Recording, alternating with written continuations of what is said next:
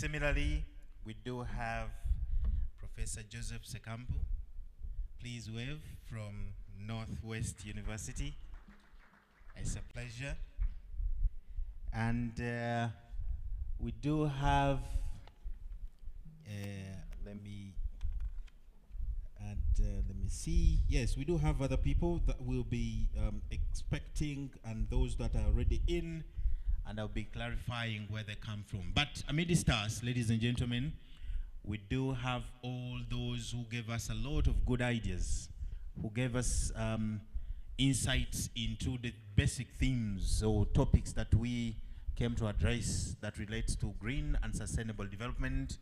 And we take this moment again to recognize the sponsorship that came from different videos.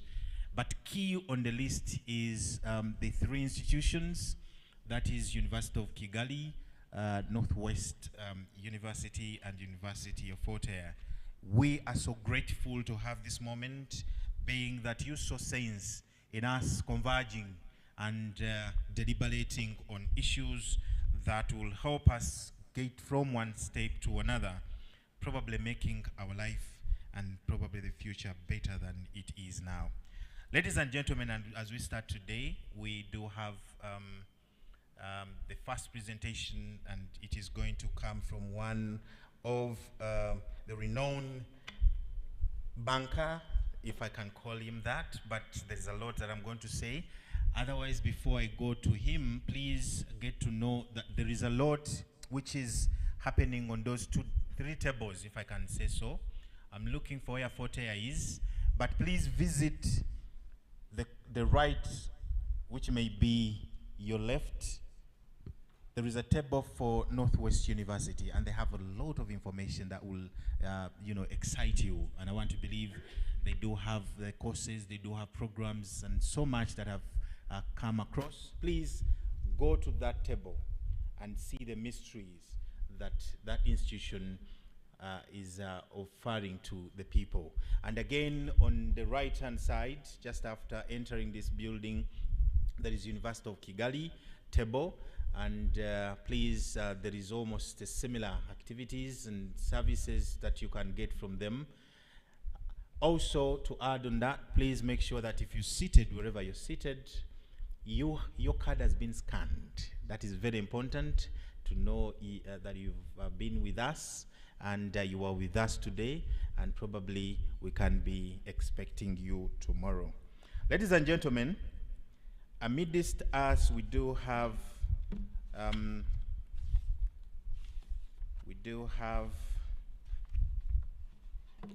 Dr. Thierry M. Kalisa, a chief economist and executive director of the National Bank of Rwanda.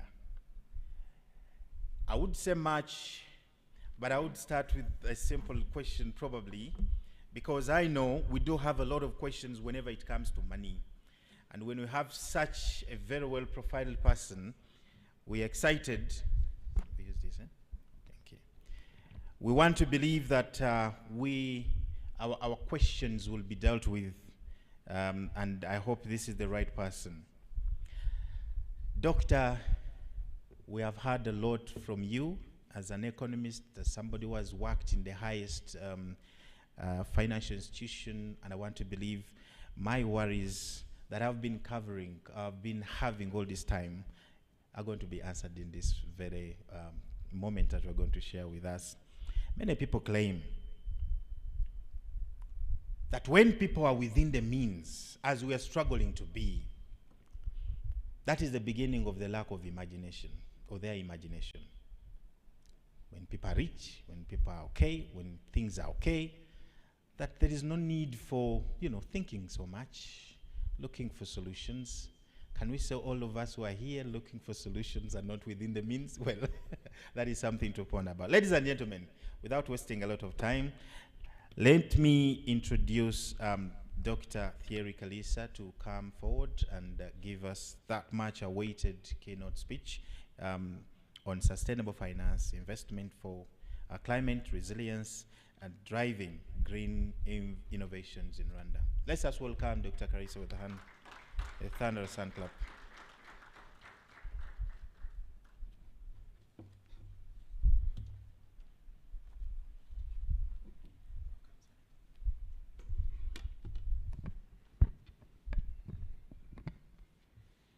Thank you, MC. University of Kigali Senior Management, fellow researchers, distinguished guests, ladies and gentlemen, good morning. It's an honor to stand before you today at this prestigious international conference on green and sustainable development. I would like to extend my sincere gratitude to the University of Kigali for the invitation. Today, I will try to address the topic of sustainable finance and investment for climate resilience in Rwanda, with a particular emphasis on the role of the National Bank of Rwanda, where I'm from.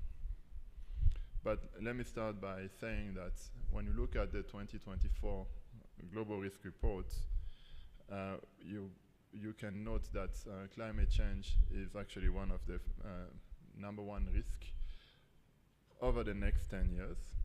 Actually, the report says that all 4 of the most pressing risks are related to climate and environmental issues. These include extreme weather events, critical changes to Earth systems, biodiversity loss, and ecosystem collapse, natural resource shortages. These risks highlight why sustainable finance must be at the heart of economic policy and investment strategies going forward. This gathering here serves as a powerful reminder of the urgency of collective action. The economic and environmental challenges we face require a shared commitment to safeguarding economic and financial stability, which is one of the mandates of the central bank, but also advancing sustainable development. If I can touch a bit on the climate policies that are in place here in Rwanda, climate finance policies specifically, Rwanda's commitment to climate resilience is actually rooted in necessity. As an emerging economy, we are vulnerable to climate shocks. Actually, in the past 2 or 3 years, we can note that the impact of climate change to our economy has been very significant. The country has faced repeated climate shocks with extreme weather events disrupting lives, economic activity, and financial stability. In 2023, we had actually floods that have taken the lives of more than 100 people and destroyed crops, affecting agricultural production, affecting our inflation here in Rwanda. So this is a real issue. The increasing frequency of such events is an indicator of the needs for robust adaptation and risk mitigation measures. For that, then, Rwanda has taken proactive steps to integrate climate and environmental priorities into its national development agenda, aligning with global frameworks such as the Paris Agreement and the African Agenda 2063. However, the financing needs are substantial. When you look at the estimated costs of implementing our Rwandan nationally determined contribution, the NDCs, it's around $11 billion. And if you try to identify the sources of this financing, the remaining unidentified gap, or let's say financing gap, is about $6.5 billion for the periods until 2030. To address these gaps, the Ministry of Finance and Economic Planning has developed a climate and natural finance strategy that I would encourage you to read. It's on their website, with the objective to mobilize innovative financing, to expand the tax base, and attract investment, either philanthropic or private investments. Rwanda seeks to enhance financing mechanisms, increase private sector involvement, and attract foreign investment to support sustainable economic growth.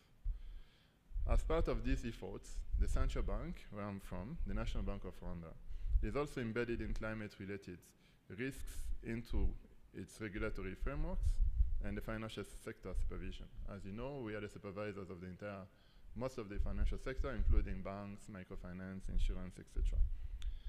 So if I can summarize a bit what as the National Bank of Rwanda we are doing regarding that, I can say that we are first of all, we are a member of the Network for Greening the Financial System, that we also call NGFS. And we are part of, we have tried to embed climate change considerations within our regulatory framework. Our mission statements, which used to be price stability and financial sector stability, has changed now. It's still price stability and financial sector stability, but in a sustainable and we added a sustainable and inclusive growth to that, to highlight the need for us to focus on climate change issues.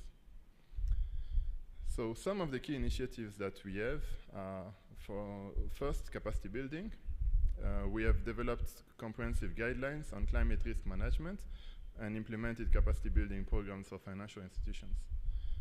These efforts are complemented by international collaboration to strengthen climate risk expertise. On ESG, data gathering methodology, the National Bank of Rwanda is working on developing ESG data templates to enhance the integration of climate-related data into financial decision-making. On regulatory frameworks, the guidelines on climate-related financial risks have been issued to our regulated institutions, starting with banks, with a phased implementation until December 2027. We also have put in place disclosure and sustainability reporting guidelines aligned with IFRS S1 and S2, which have been rolled out since the beginning of this year, 2025. In modeling and forecasting, and also in the science of formulation of monetary policy, we have enhanced our forecasting methodologies to incorporate weather-related risks into macroeconomic forecasting, improving our ability to assess their effects on monetary policy and inflation dynamics. And as part of other initiatives I can maybe mention, the National Bank of Rwanda has established a sustainable finance group to drive governance and contribute to national efforts, such as developing Rwanda's green taxonomy. I'm actually a member of this finance group, which is within the bank. Now, before I conclude, I would like to mention a couple of initiatives that have been already put in place here in Rwanda. Two specific important recent innovative finance initiatives. In September 2023, we had a Development Bank of Rwanda, known as BRD, who issued a groundbreaking sustainability-linked bond, SLB, marking the first of its kind in East Africa, and globally also the first among national development banks. The ticket size was around $25 million, and they renewed it again in 2024, in August 2024. The objective of these bonds was to enhance ESG standards, increase financing to SMEs, especially women-led small and medium enterprises, and support development of affordable housing, all that are in line with these ESG requirements. Additionally, the second example, recently in November 2024, we have the company called Prime Energy PLC, which successfully raised around $7 million through a green bond issuance. And these initiatives underscore a commitment to leveraging green finance for climate resilience and sustainable economic growth. And I believe it's the beginning of many other to come. So as I conclude, I would like to extend again my sincere gratitude to the University of Kigali for inviting me to participate in this important conference. I would like to encourage all participants to engage in meaningful discussions, share insights, and contribute to actionable recommendations that will strengthen our country's green finance ecosystem, but beyond our country, even our continent's green finance ecosystem. I thank you, and I wish you all a productive conference.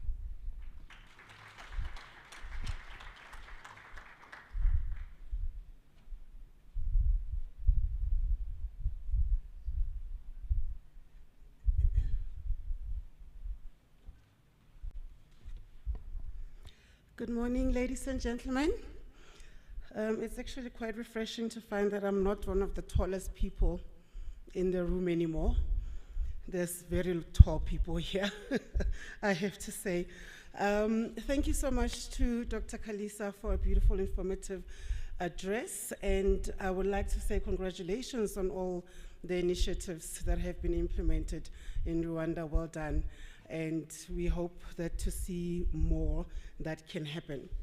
Well, after hearing from one brilliant economist and banker, it's safe to say that today's theme is all about money, as my co-host has said. Rightly so, because without sustainable finance, we can't build a sustainable future. But don't worry, we are not taking anything out of your pockets or your wallets. Today, we're just here to enrich your minds.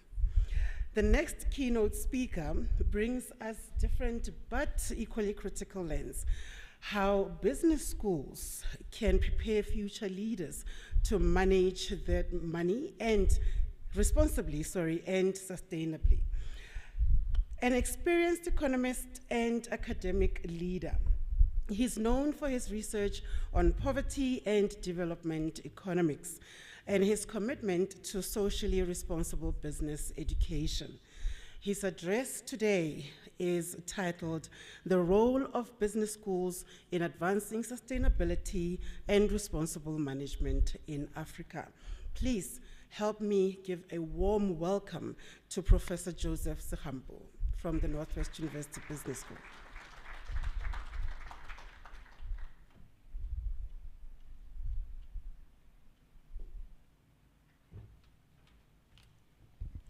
And then she had to mention the height issue.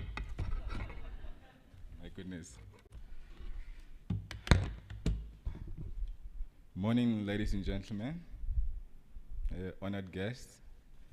And I was surprised that in Rwanda, we also say all protocol observed.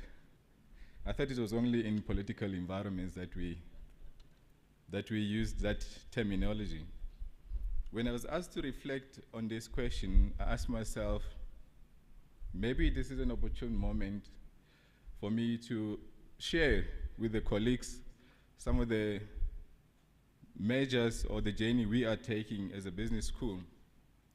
I think many can accept that historically business schools were meant to train leaders to maximize economic profit, efficiency, and to worry about strategy. But today we must embrace a broader responsibility, which is to prepare executives, policymakers, who can integrate sustainability in their leadership approach. And for us at the NW Business School, we thought this is not just a theoretical question, because we believe that the choices our graduates make will determine whether Africa thrives. So today my question was, how can we move from teaching sustainability as an elective to making it a core part of business education? And how do we ensure, as a business school, that sustainability is not just a concept, but a lived practice in African business schools? So why does it matter? Next slide. We believe that sustainability is not a choice, and there are some numbers that indicate that we should be concerned. If you go online, some data indicates that by 2050, our population would have doubled. This represents an immense workshop. We are one of the workforce. We are one of the youngest populations, but also there'll be a growing demand for resources. We all no longer want to live in the rural areas. We want to move to the bigger cities. And indications are that by 2040, almost half of Africans will live in cities. And the question we're asking ourselves as a business school, and what is our contribution to designing urban economies that are sustainable, inclusive, and resilient? We come from a small town of Potchefstroom in South Africa. And having moved there 2 years ago, I was surprised that in January we had so much rain, because I thought January was supposed to be warmer. And in the last few years, we struggled with floods, people being moved to where they are. And the reality is that climate change is no longer a distant thread because it's closer to us.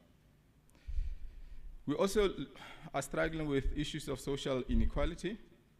And while we're training business leaders, the question is, will we succeed as a business world without sustainable business models? So for us, these are not abstract concepts. Those are the real challenges that we are faced with. Okay, next. So what about the NW Business School? Our vision is to shape executive minds in Africa. And as part of our journey in embracing this new world of sustainability, our approach is to look at 3 pillars. The one is curriculum design. We are in the process of reviewing our MBA and postgraduate diploma. And the basic question is, how do we move from having an elective called ESG to now embedding sustainability in our curriculum? In our research, we include elements of SDGs, where if students were to do research, the question is, which SDG are you targeting, and what do you think will be the impact?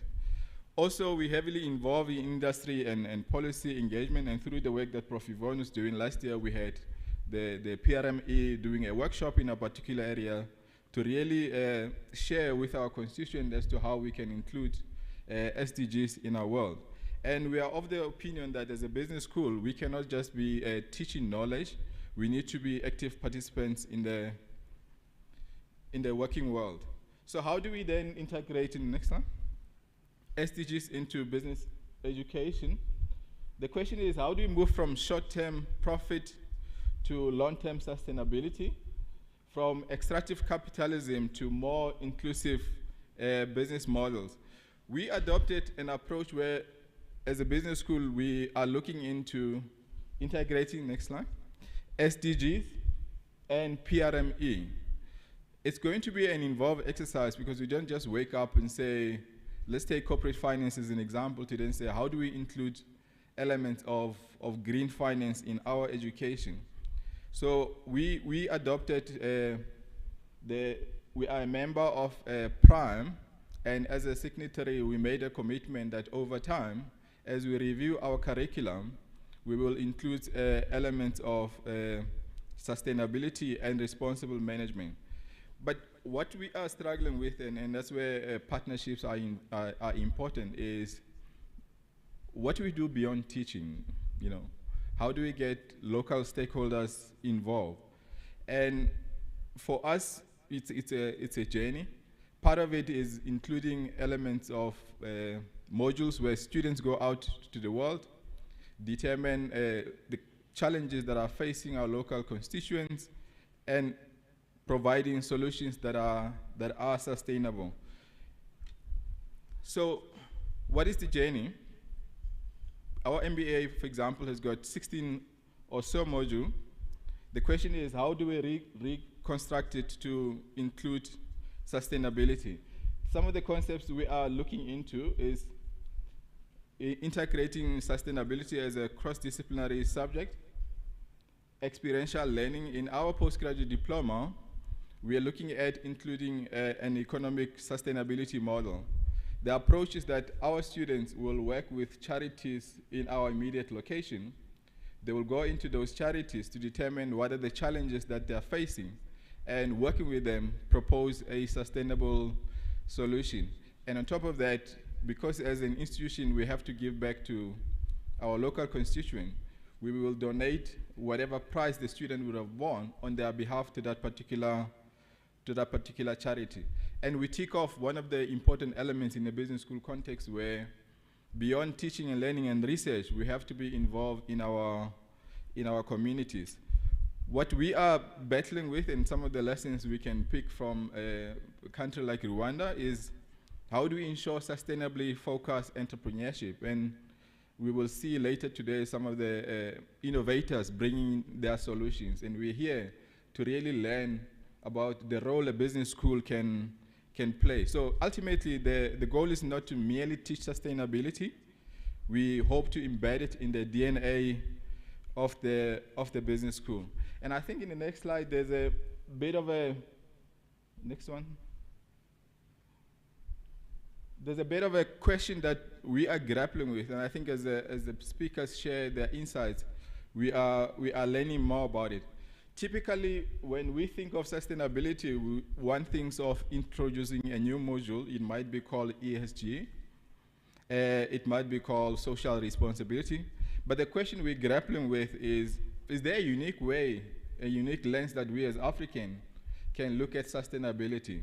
And I think from being a community-based world, the question is, are there any community-based economic models that can be integrated into the teaching of strategy? Instead of teaching Porter, what can we learn from indigenous farming? What can we learn from indigenous leadership principles that can be incorporated in our teaching? And one of our colleagues who is heading our Agripreneur program, we're really looking at using indigenous knowledge systems to preserve water, to plant crops. And I think as a business school, we have been spectators to this world. But the question we're facing is to then, how do we bring this into our curriculum? And also, how do we build sustainable solution? Whereas you have an entrepreneur that's about making a profit, but how do you give back? And I think we will have seen the growing world of social entrepreneurs, and ours is investing in that particular journey. Next slide. But the journey is not without challenges. There's a need for expertise, so we're always opening our doors for international partners. So if you're looking for a 3-month stint in a South African business school, we would like to partner with those that have got expertise in this particular area. And unfortunately, being a public institution, it takes 3 years to review curriculum, because the review cycle is such that if it's not 2 years in the planning, you can't change. I mean, we've been grappling with introducing AI. By the time you introduce ChatGPT, then there's the new one, and it's too late. It takes 2 years to review curriculum. But also there's skepticism. I think also the American president is not helping by saying, no, it's not a big deal, we need oil, we're going to be rich, very rich, making everyone very rich. So even in our context, there's skepticism. I mean, people think, this is a natural evolution. We don't have to worry about climate change. And ours as a business school is to ambassador and ensure that it's part of the thinking. And also limited funding. We don't have enough resources to fund the journey. And overcoming these challenges will require a collective effort. And that's why we came to this conference with a dream for a PhD hub. Not necessarily that we have all the answers, but then to then say, how do we partner together to chart this journey, to look at the problems and to suggest solutions for a sustainable Africa. So what are we doing, and what is our path forward? We want to make sustainability a core discipline embedded in all our teaching. We're also reviewing our executive programs to then say, how do we embed ESG concepts and frameworks in that? In our research, we're intentional about addressing responsible management and pyramid, and over time, if a student does not have intentionality around the particular SDG and how they intend to impact it from a business administration perspective, we will not admit them on our programs. We are engaging industry proactively. Our next stop is potentially Kenya, to also look for partners to work around understanding this problem and finding solutions. We're also promoting responsible entrepreneurship, and that is our journey as a business school. So in closing, for us, sustainability is not just an economic concept. We want to play an active role in the journey. We're also here to learn from this resilient country that doesn't have plastic, doesn't like to use plastic, and to find innovative ways. And that's a call for us as NW Business School to then say, we are part of Africa, let's walk this journey together. Thank you very much.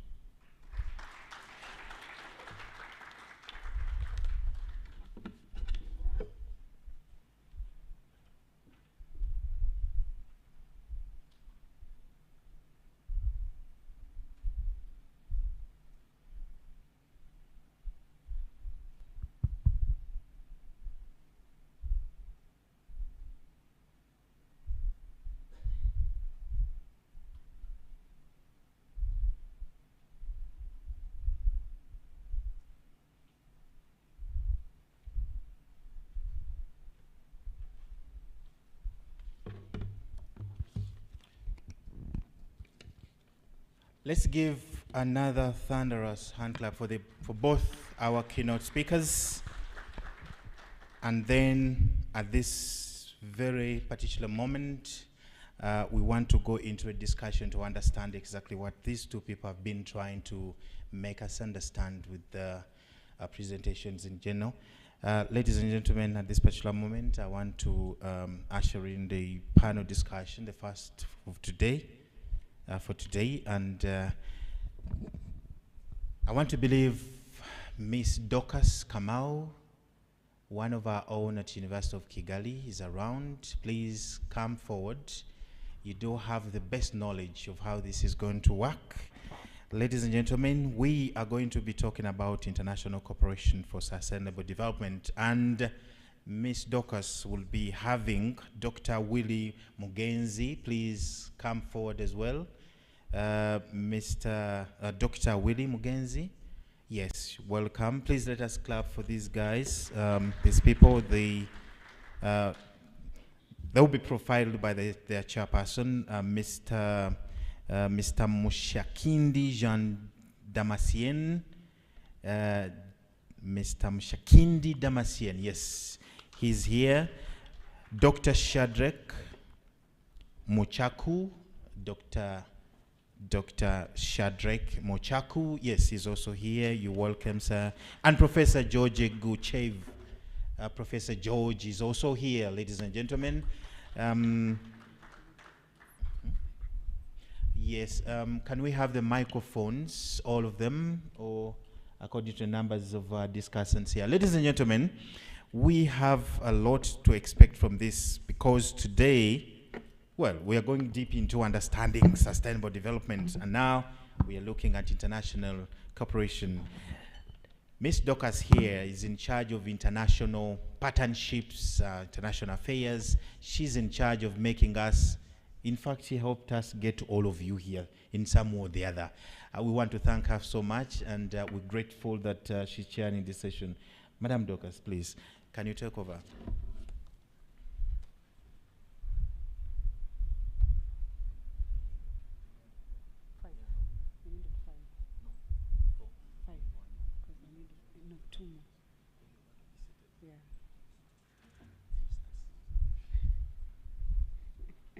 Thank you very much, Prof. Good morning, everyone. So for the panel discussion, as we wait for the mics, probably I can just use the one here at the podium. I would like to introduce the panel members, but maybe before I even go to that, the discussion today is going to center into international cooperation for sustainable development. And again, as you heard from all the speakers from morning, they kept on mentioning the importance of partnership, yeah? So this is a key area because without partnership, ideally you'll not be able to grow, and you can't be a master of all, yeah? So you need different partners for you to be able to sustain this. So I'll start by introducing Dr. Willie Mugenzi. He's the Chief Operational Officer at Rwanda Corporation. He has a certified strategic leadership management, or he's certified in strategic leadership and management, monitoring and evaluation, professional mediation. He has MA in media, peace and conflict studies. He has a master in project planning and management from University of Nairobi. He's a consulting partner, and he's also trained in communication. He speaks 4 languages, that is English, French, Swahili, and Spanish. Let us all clap for Dr. Mugenzi. So our second panelist is Mr. Mushikindi Damascene. He's the Executive Director, Charity Mission Strives for Sustainable Peace and Development here in Rwanda. And he is a skilled professional with extensive experience in human resource management, project management, capacity building. He holds a degree in human resource management obtained from University of Rwanda, and he has worked across various sectors, focusing on youth empowerment, development projects, and organizational capacity building. Let's just also clap for him. Seated next to him is Dr. Shadrach Mushaku. I hope I've said your name right. He's a renowned researcher from University of Fort Air. He holds a bachelor's degree in international relations, has a master in public management, PhD in rural development from University of Venda, South Africa. At Fort Air, he's actually a renowned researcher in various areas, including climate change, environment engagement, water sanitation, hygiene, rural development, and entrepreneurship. So we can clap for him also. Finally, we have Professor Georgi Goshev. I don't know how to say your last name. He's the Vice Rector of International Affairs from New Bulgaria University. He's an Associate Professor of Classics at the uni. He teaches ancient Greek literature and philosophy from 2020 to 2024. He was the Dean of School of General Education, and he's currently the Vice Rector for International Affairs. Yeah. So thank you very much for actually just being here. I know you're going to give us a lot of information in terms of partnership. And maybe we just jump over to Dr. Willie Mugenzi. Again, before you give us your contribution, one of the key things that we realized from the 17th goal is that the last one is partner, yeah? Partnership for the goals. Because ideally, when they were developing these goals, they knew it could not be successful without partnership, yeah? And the objective here was how does partnership help you implement the goals, yeah? And how does it allow you to re-energize the different practices that you have, yeah? So in line with that, our question is, how can international partnership be used to build local capacity, and how can we ensure that sustainable development initiatives are tailored to specific community needs? Over to you. Thank you. Thank you, Kamau. Good morning, everyone. Yes, thank you for the kind contribution. My name is Dr. Willie Mugenzi. I work for Rwanda Corporation as Chief Operations Officer. And I've worked with the universities before. I teach international development in Spain, Jaume University, and I teach peace and conflict here in Rwanda. But operationally, I'm the Chief Operations Officer at Rwanda Corporation. And my ideas are going to, I'll try as much as possible to be operational rather than theoretical. So let me begin with Rwanda Corporation. Rwanda Corporation is a state-owned enterprise. We promote knowledge between state and non-state actors.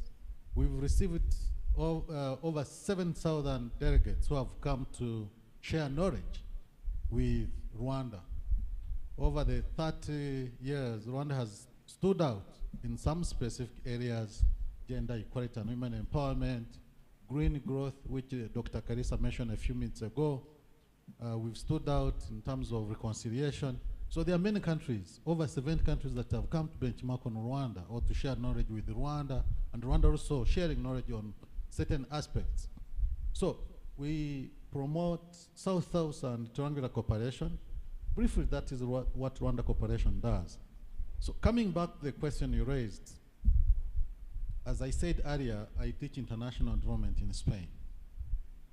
And most of the questions students, master students, tend to ask me is how international development works in Africa.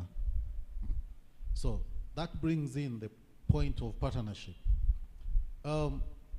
Absolutely, partnership cannot, sustainable development cannot work without partnership or international cooperation, if I may. So how do we operationalize it? Whether it is the 4 Ps, partnership, peace, people, and the planet. There is no way we cannot save planet unless we work through cooperation. What is the main challenge here? International cooperation or partnership tends to be packaged in a political rhetoric. But we need to move from political rhetoric to real practice. So how do I approach it? What are some of the ways we can operationalize partnership to make it happen, to move it from political rhetoric to practice? One of the ways is localized development processes. Less localized development processes, from planning, implementation, monitoring, and evaluation. Let's localize it. Let me give an example here. One time when I was working for Global Water Partnership, we had a project in Rwanda and Burundi, and it was around Lake Chohoha. So one time we were doing a project, the site mapping, and then we asked people around Chohoha. Chohoha is a transboundary lake between Burundi and Rwanda. So one time we were seeing the other side of the lake, which is Burundi, and this side of the lake, which is Rwanda.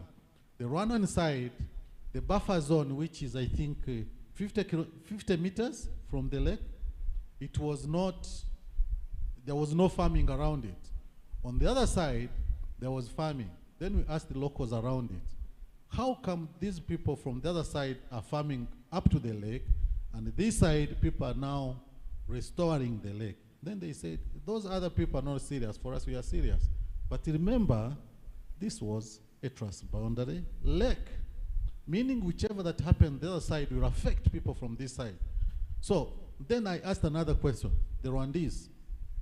I asked, who owns the lake? They said the lake is owned by the government. Who benefits from the lake? They said, us. So we need to look at people as partners in development, not beneficiaries of development, by localizing the process from planning, implementation, monitoring, and evaluation. Not looking at people as beneficiaries, but rather partners in the due process of development. The other point is homegrown solutions. Dr. Kalisa mentioned about it, indigenous knowledge. I think even the previous presenter, or the rather keynote speaker, we need to do homegrown solution for some of the issues we have. And by focusing on homegrown solutions, we are not moving away from our global partners or partners from global north. We need to prioritize homegrown solutions. Certain things can be fixed. Development gaps we have in Africa can be fixed by using our local capacities for peace, local capacities for development, local capacities for climate change, homegrown solutions. And that is how we are going to promote sustainability. Our homegrown capacities, homegrown resources or solutions are going to respond to some of the development gaps we have. Then the other thing is shift. I would really argue that partnership should move from development aid to direct foreign investment. We have seen that development aid has not helped as much. Whether it is in Ndabisa Moyo, whether it is William, there's a gentleman, a professor from World Bank. He has written a lot how development aid has not helped as much. If it was really helping us, we would have been able to catch up with the rest. But it has not helped as much to catch up with the rest. Therefore, there is a need to shift our partnership from development aid to direct foreign investment. And that is how we can be able to fast track our development process. Then the other thing is what is also on this big poster here, bridging the gap between knowledge centers and knowledge users industry. I was at university here, University of Rwanda, a few months ago, and I was interfacing with the students of international relations.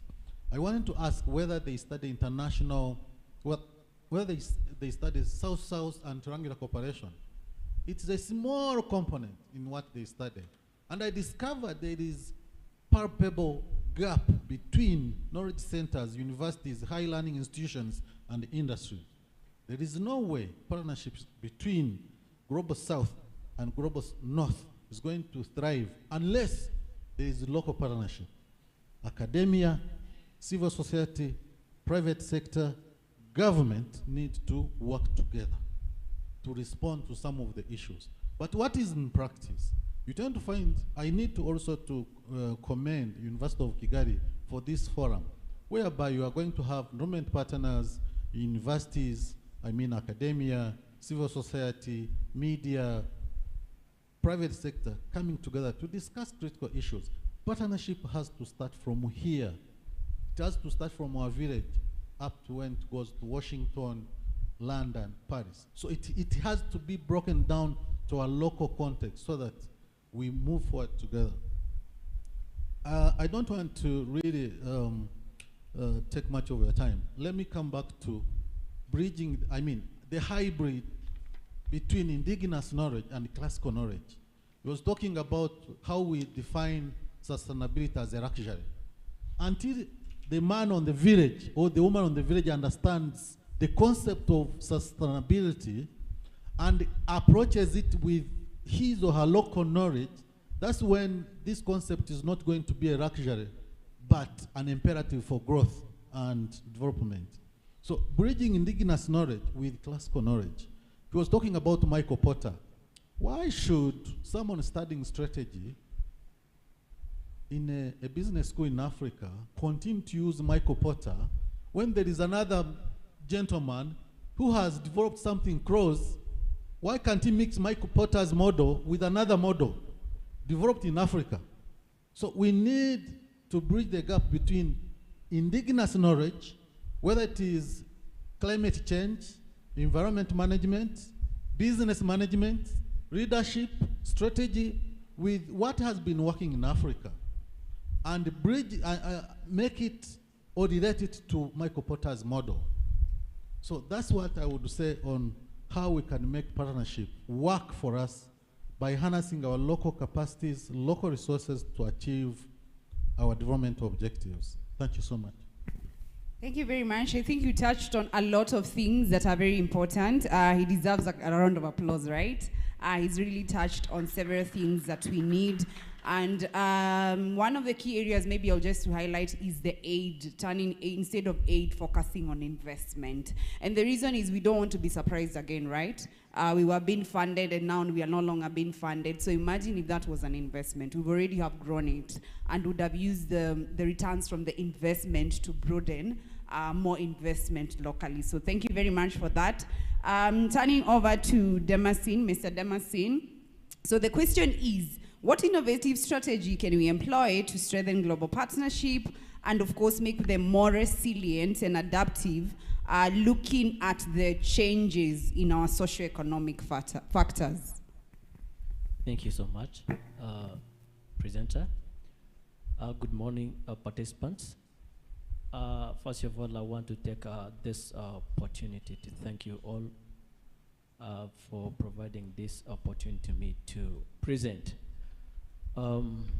First of all, I would like to give a brief introduction about Child Mission strives for promoting sustainable peace and development as an organization, non-profit organization, and what we do and who we are outside of this conversation. So we are a profit organization, non-profit organization that work on peace building and development activity. And as you understand, we are part of the implementers of sustainable development. So as what we do, we are trying to see whether the sustainable development would be attained effectively and accordingly. But we are here to share as well the challenges and observation we do all along the way we are implementing. We are here again to share the best practices so that we can do better by implementing this. So straightforward to the question, we are here to tell you that we see there is a gap into the implementation. The gap lies in a partnership which is low. I said it in a way the non-profit organizations, government, academia, researchers, philanthropists, all of those, they need to sit together and work together to see whether the sustainability would be attained.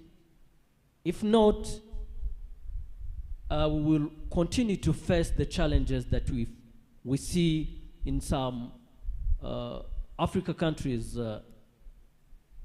as you understand, in different African countries where there is insecurity, where there is no political will to implement these SDGs. So, as one of the supporter of the sustainability, I want to focus on peace building and security. When I'm talking about peace building, in most African countries, this component, it is almost left behind. They don't consider, they don't support it, they don't even find that everything we need in different sectors of the national lives is taken from there. That's why we are here to present what should we do, what contribution we can give into that particular component of sustainability. The gap is in low funding, little funding, or not giving sustainability in giving the support to make this SDG be implemented. And we know, all of us, that in education, we are facing the challenges in our neighboring country, DRC, where there is conflict. How can you tell me the education will continue, will survive, if the student, if the university or higher learning institution are not doing, are not working? That's a challenge that international cooperation needs to get involved and do it, and work with this partnership, national organization, the government, and enforce the government to have a political will to support this SDG. That is one. Where we find that if we don't have peace, if we don't have security, if we don't support our countries are in ruin.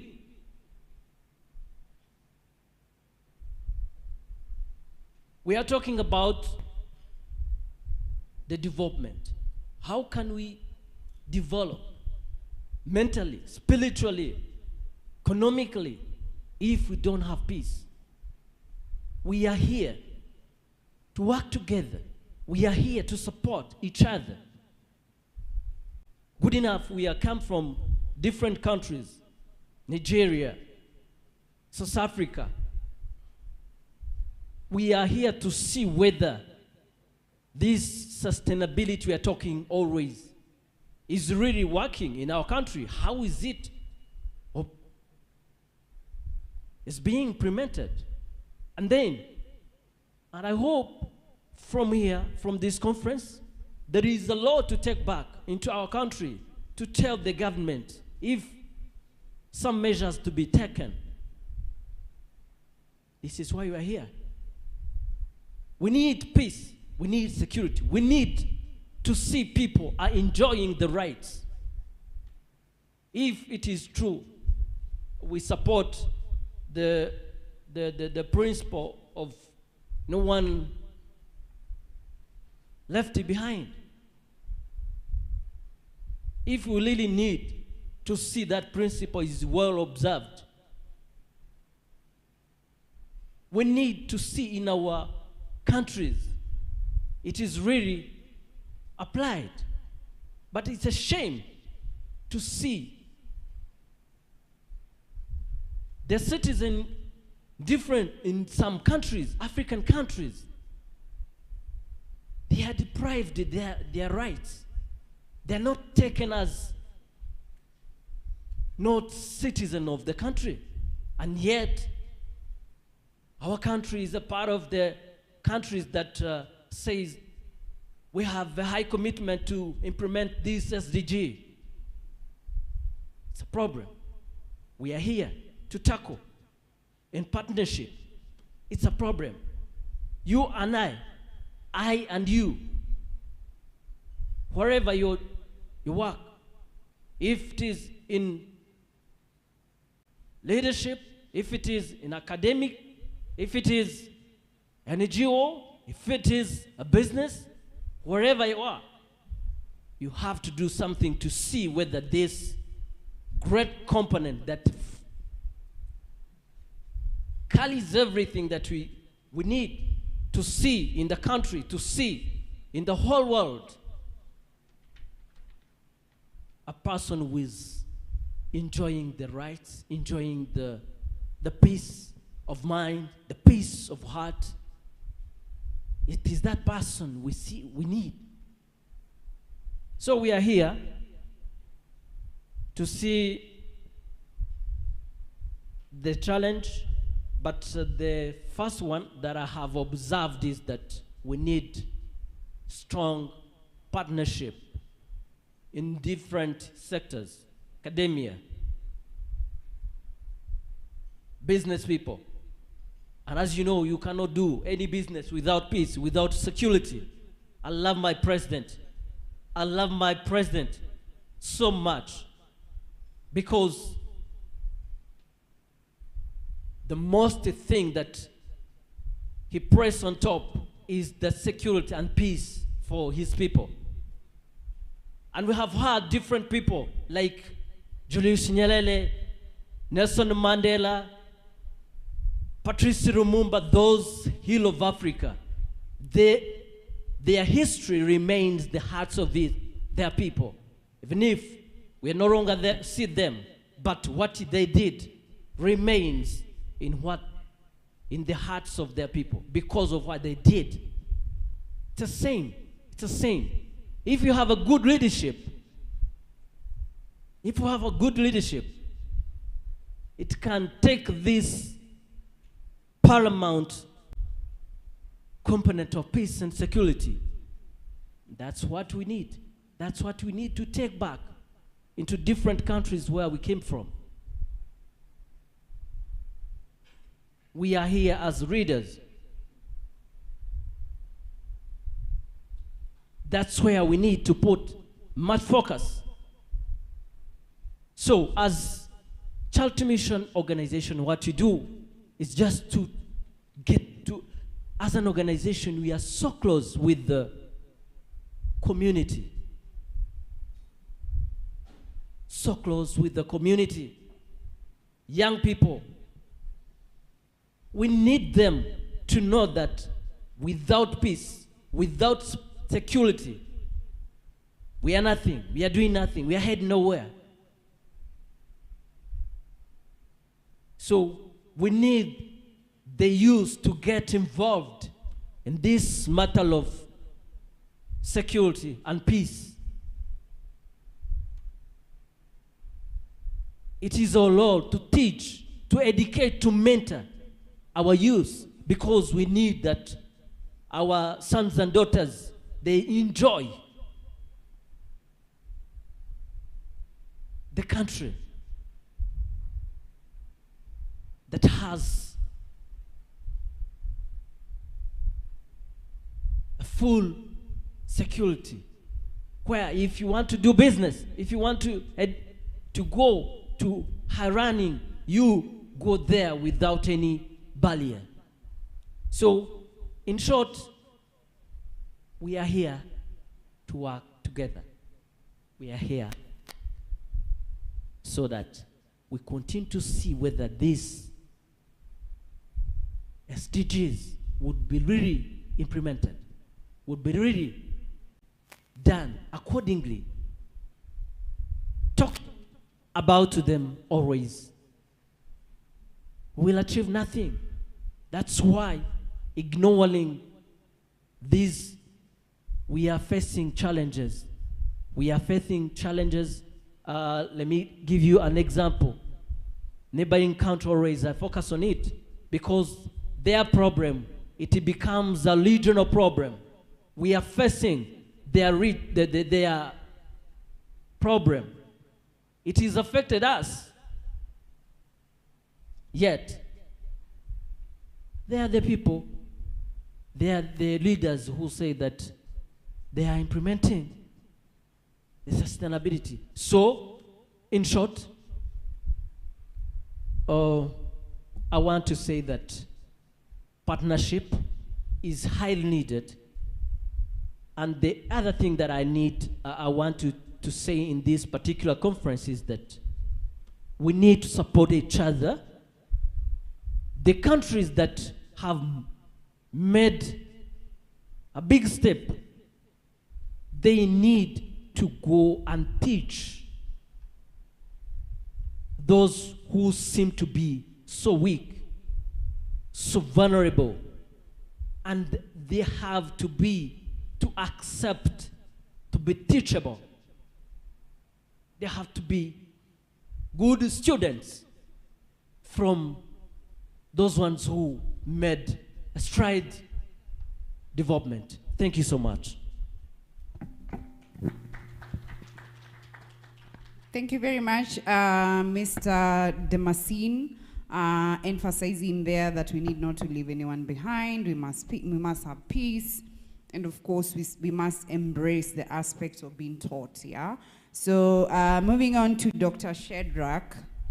So the question here is, we have emerging technologies. We have, the environment keeps on changing. So what are some of the things that we can do, or how can we leverage on the changes? And of course, how can we ensure we are also having sustainable development even as we change? And how can this be harnessed by having effective partnership? Thank you very much. I don't know if my, yeah, it is. I am from the University of Forte, and it's a rural-based university. It's not a rural university, it's a rural-based university. One of the key issues we have realized as a university of the future is that we have a role to play in achieving the United Nations Sustainable Development Goals. We have realized that we have a role as well to ensure that this realization is not just a mere talk, but there is action, because climate change knows no borders. Climate change also, in actual fact, to fight or to address challenges, these global challenges, we also realize that we cannot achieve that as islands. No country is a spectacular island. We need to cooperate as institutions. We need to cooperate as universities, Global South. So it doesn't defeat the fact that I've heard before that think globally and act locally. And indeed, it's true that we need to act globally and act locally. But we need to take the debate forward and say, when we are acting locally, are we getting support from other institutions, from other countries, from other regions? Remember, because I have said that it knows no boundary. So you can act locally, but don't forget to get support from others. It is not saying if you are acting locally, you are not acting globally. So, having said that, we require collective action.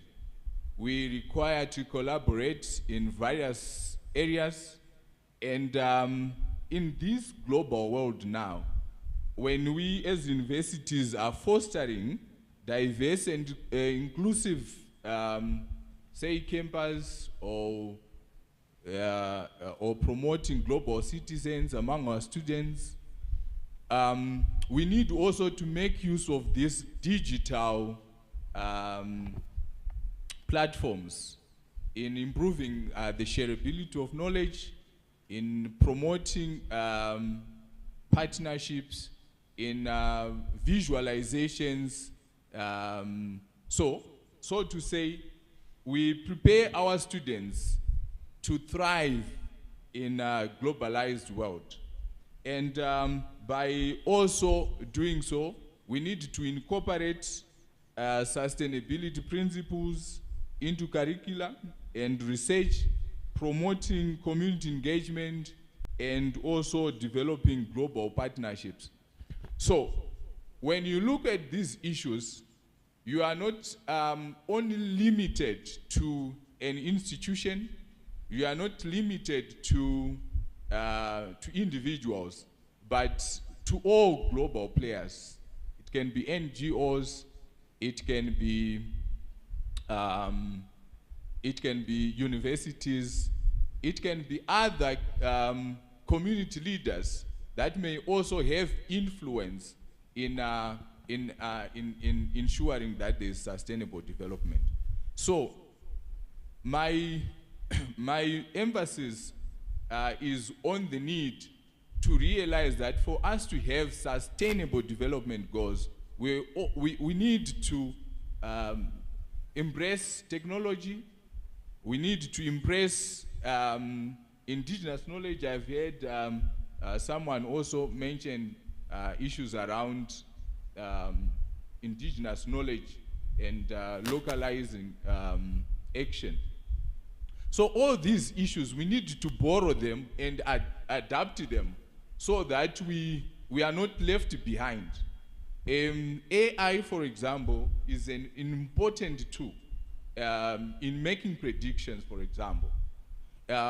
Indigenous knowledge as well can also be a very important source of getting our policies implementable. So we need to find a balance. We need to find ways in which we can strengthen sort of our weakness being their strength, and their strength being their weakness being our strength as well. But as important as it is, we need to acknowledge and understand that it all starts with us. It starts with partnerships between University of Fort Hare with University of Kigali. It starts with the University of Northwest with University of Fort Hare, University of Kigali.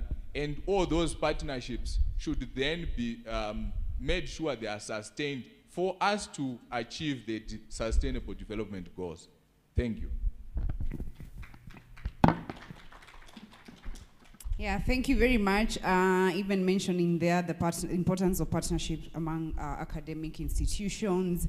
Ideally would not have been successful as we are if we had decided to do this function alone. Yeah, so the success of this function itself is just a testimony of how important partnerships are, and how you can leverage on each other's strengths and, of course, overcome your weaknesses. To the last question to Professor Georgie, now one of the key things that we learn, especially as we partner, is we tend to come forth and say some of the initiatives we are actually undertaking as different institutions. And during that, maybe through networks or consortiums, so each university or each institution would say, what are some of the initiatives that you are undertaking, yeah? To avoid a copy and paste, Yeah, so you have maybe a certain initiatives that you're taking in your country, and we are interested. Yeah, so to avoid that copy and paste, what are some of the ways that academic institution and of course research centers can be able to customize these initiatives? Yeah. Hello, everyone. Thank you for having me here.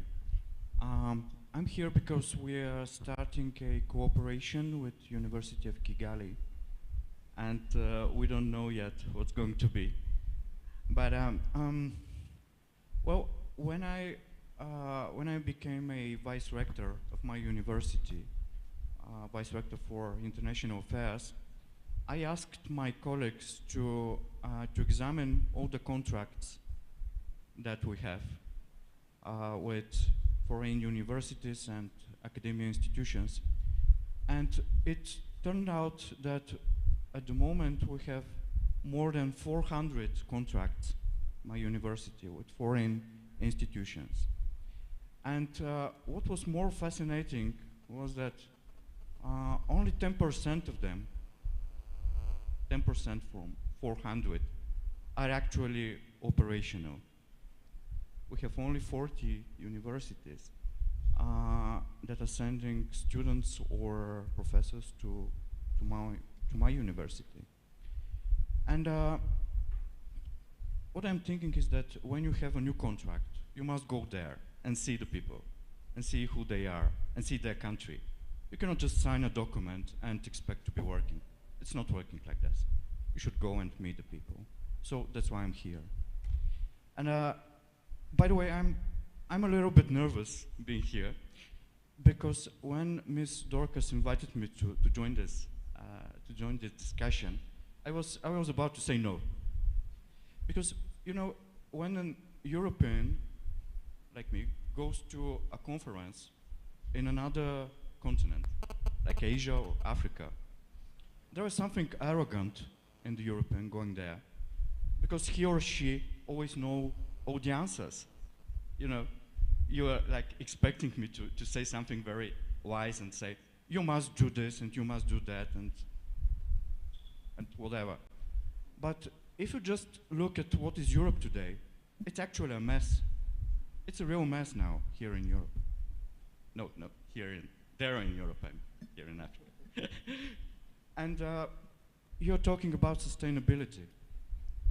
If we go back just 3 or 4 years ago in Europe, all the partners involved in educational processes were talking all the time about sustainability, and all the projects were about sustainability. Now, we are talking not about sustainability, we're talking about security. Because of the war in Ukraine, started by Vladimir Putin, we're talking all the time about security. You know, the money of the European Union, the huge amount of money of the European Union will go not for education, not for culture. We're going to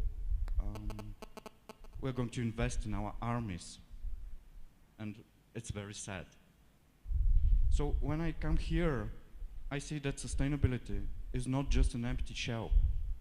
It's not just an empty word. It's something that you're doing. And I'm extremely fascinated by what you're doing. So thank you very much for this, for your real investment of sustainability. This is something that we actually failed, because now we're talking about security. When you talk about security, you failed in sustainability. So anyway, talking about sustainability, I would like to say a few words about my university, because it's a kind of an example of what sustainability might be in the area of education. My university was created in 1991, just after the collapse of communism in Eastern Europe. Bulgaria was one of the closest satellites of USSR.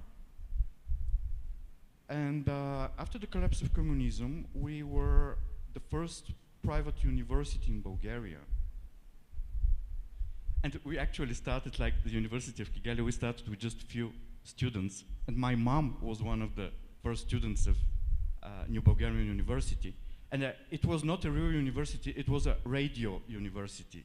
My mom was listening lectures by the radio, and me and she and my father, we were going to the university for her to have her examinations there. So we started just with a few students, and now we have more than 10,000 students in our campus. And we are part of a university alliance, European University Alliance, called ERUA. ERUA. It's an abbreviation of European Reform University Alliance. We are 8 universities from France, Germany, Italy, Poland, Greece, Lithuania, and Bulgaria. And this University Alliance has now more than 1,100 students in Europe, and we are striving to launch common programs and seminars and so on.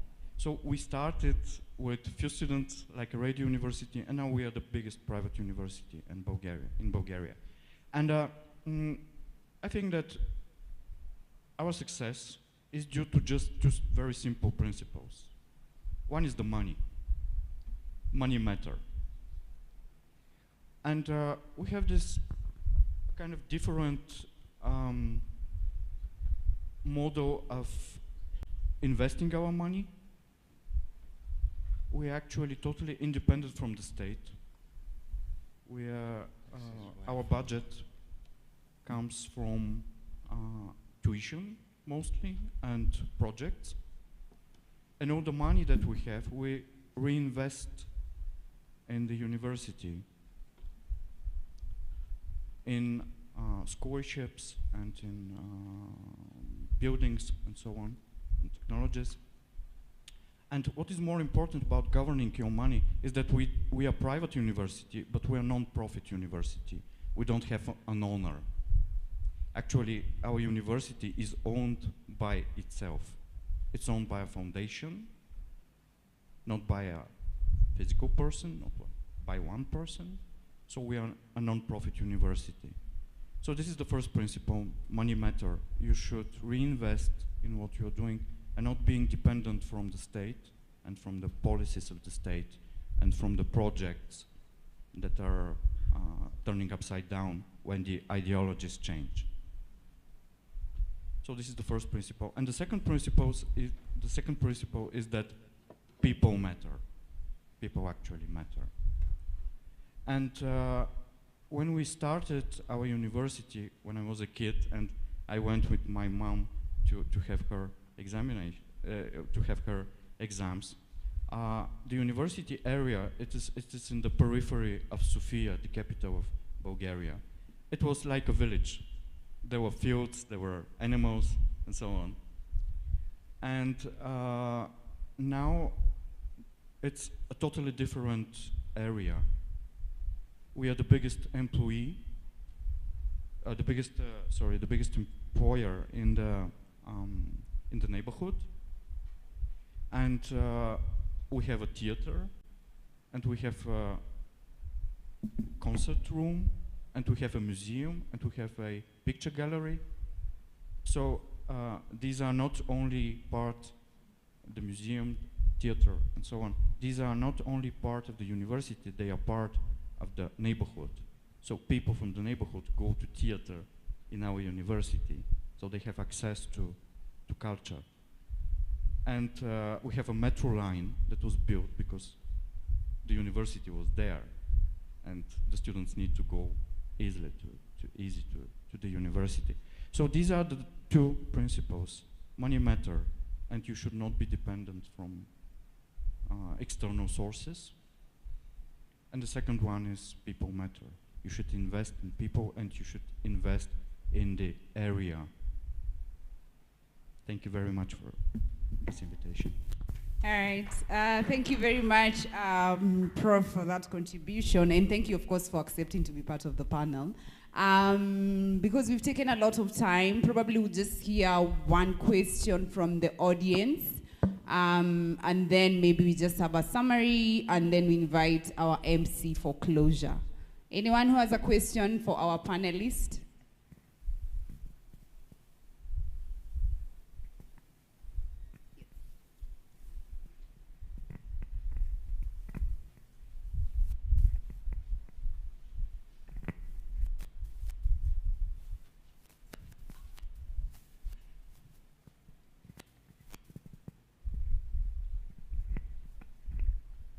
Thank you very much, presenters.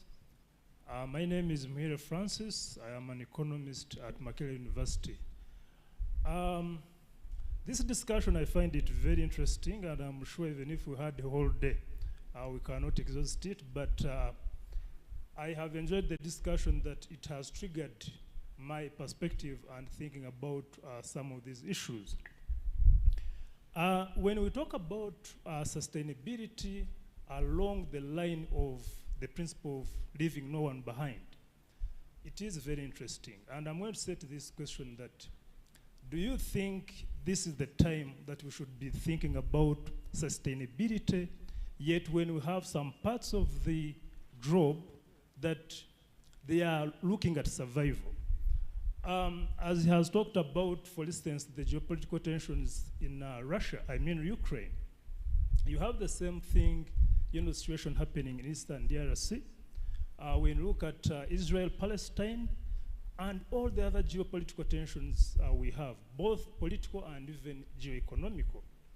So if we talk of sustainability and leaving no one behind, and for instance, you have Eastern DRC, where if they are not suffering from a disease outbreak, it is a war outbreak. And this has been happening. If you go back since the end of World War II, as a globe, we had, the governance framework coming in, for instance, looking at the UN. So the question is, do you think the current global governance framework is working for us? For me, I don't think it is working.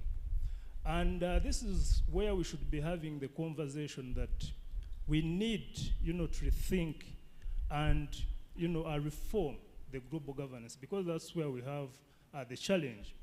When you look at those red spots where we have geopolitical tensions today, there is an interest. Someone has an interest, and in most cases, it is not just internal, but also external.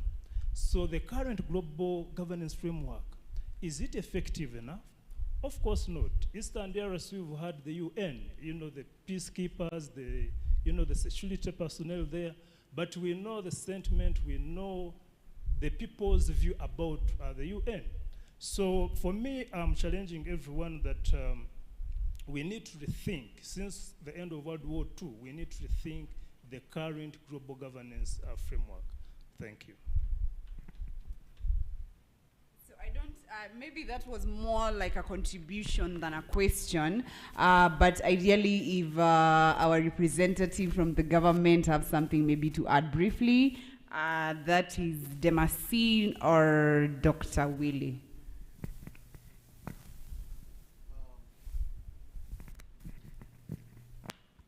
Thank you, Kamau. Thank you, the delegate from Uganda.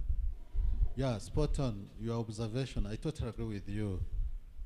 To operationalize your concern, or your conclusion, is based on America first versus globalization. We've been told many times, that new norm is globalization, international cooperation. But the biggest power, America comes up with America first. In a matter of days, few days from today, if it has not started, you're going to get many Ugandans coming back from United States of America as deportees. So me, I don't subscribe to this leaving no one behind narrative. That is NGO language. That's purely NGO language. So how do we find the realism of globalization when America first is biting hard. So I agree with you that international cooperation is continually constrained by national interests. National interests have taken over globalization. Free lunch does not exist anymore, if it has ever existed anyway. So I have never seen free lunch in practice. Leaving no one behind, I repeat, is not just an NGO language to relax our minds, but in practice, I don't see it. Talk of Eastern Congo, I'm not speaking on behalf of government. This is my personal opinion. Whereas Eastern Congo is, people are dying, Wanyamurenja facing a genocidal violence, people are talking about resources, about minerals. So how can you mix minerals versus lives? If lives of people matter, we would not be talking about minerals when lives are at stake. So one advice I would give to the delegate from Uganda, Makerere University, even academia in the room, I think the critical point here is look at your national interests. Cooperate to achieve national interests. Look at your lives first. Nobody cares about your life than you yourself caring about your life. Of course, life is a universal value. It is embedded in UN Charter and other documents. But Rwanda, let me speak as a Rwandan, we've seen, we've felt it, we continue to feel it. No one knows the preciousness of our lives than us ourselves first. It's about, I'm not here to deny the practical value of international cooperation, but Eastern Congo is a typical case. 1994 genocide against Tutsi is a typical case. The Russia case gives you a picture. So I think regional integration, international cooperation are good things, but there is when the essence of cooperation, you don't see it. The vaccine, the COVID vaccine in 2019, didn't we see the real meaning of cooperation losing practical view, whereby getting even a vaccine, national interest could be seen, could be felt. So my take on this, on your point, I agree with your conclusion that globalization has been so sweet, so good to hear, but there is when it is eaten by national interest superseding globalization. With those remarks, I wish to submit. But I need to clarify another point. I'm not submitting these views in the official capacity of government, not really. The views, the opinions I've shared are my personal opinions on matters of globalization, and I wish to also to second the point from the professor that people matter. People matter, but they matter when certain other interests have been fully met. As much as people matter, money also matters. That's why the issue of Congo, in Eastern Congo, where people are fronting resources, but people are dying. That's why the two need to be pushed in tandem. Thank you so much. Thank you very much. Because of time, probably will not take any other question. So in summary, what we are seeing being mentioned here is alignment. So know your goals as an institution, look for a partner who aligns with your goals, and then of course go ahead and establish the partnership. Again, something I would want to appreciate or rather point out is never underestimate your institution, yeah? If you look at some of the institutions that are here, they are massive, yeah? And us, we're just a growing baby as you, okay? And we are actually partners with them. It means there's something they are seeing in us, yeah? That they would be able to learn. So never underestimate your institution. Always aim for the sky. The worst that can happen is somebody just saying no, yeah? But by the end of the day, you would have established either a partnership or a friendship at that, yeah? So thank you very much to our panelists. Again, like he has said there, these are our personal opinions based from the fact that they are expertise in different areas, and therefore they do not represent the institution or the governments that they come from. So thank you very much. As we invite the MC back on stage, probably we can have a photo as a panel. And then, of course, go ahead as we proceed to the other sessions. So thank you very much.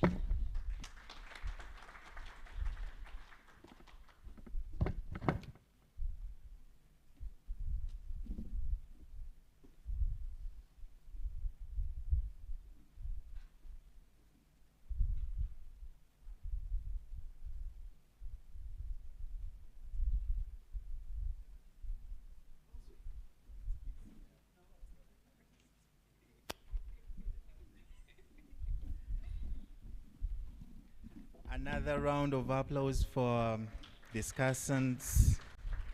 Ladies and gentlemen, without peace, we cannot be here. We cannot be talking about sustainable development. And I also captured that alone we can do so little. Together we can do so much. The best picture is that we are here. We are all coming from all walks of life. And we are here because of international cooperation. And I want to believe this will not be a success if all of us have not come together. A peaceful world requires collective measure to solve economic and social problems and respect for human rights. We just thank all those who have contributed massively to our knowledge, advancement of learning, and of course the peace that we dwell and enjoy every minute. Ladies and gentlemen, before we go for a break, I want to remind you that all of us can always have access to the program by just scanning the code here. You just scan it, it will take you directly. You don't have to download. You just screen through and see where you're supposed to be in the next sessions. And again, I want to just remind quickly what is going to happen after break. We're going to have side showcases, and the first one that I can look at here is in Kivu. That is the innovation showcase that is done by the Northwest University Business School. They are going to be down near the pool in Kivu Hall.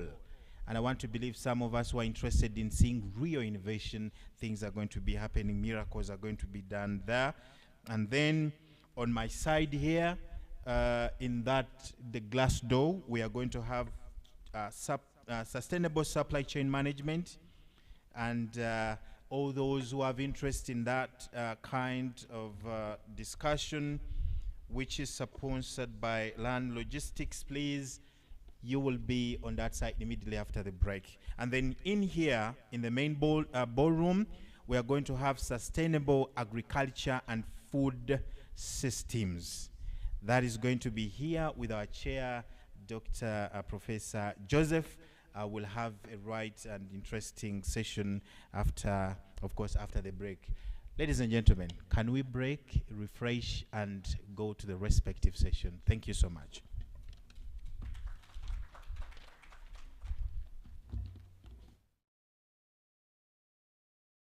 Presentation and 5-minute questions.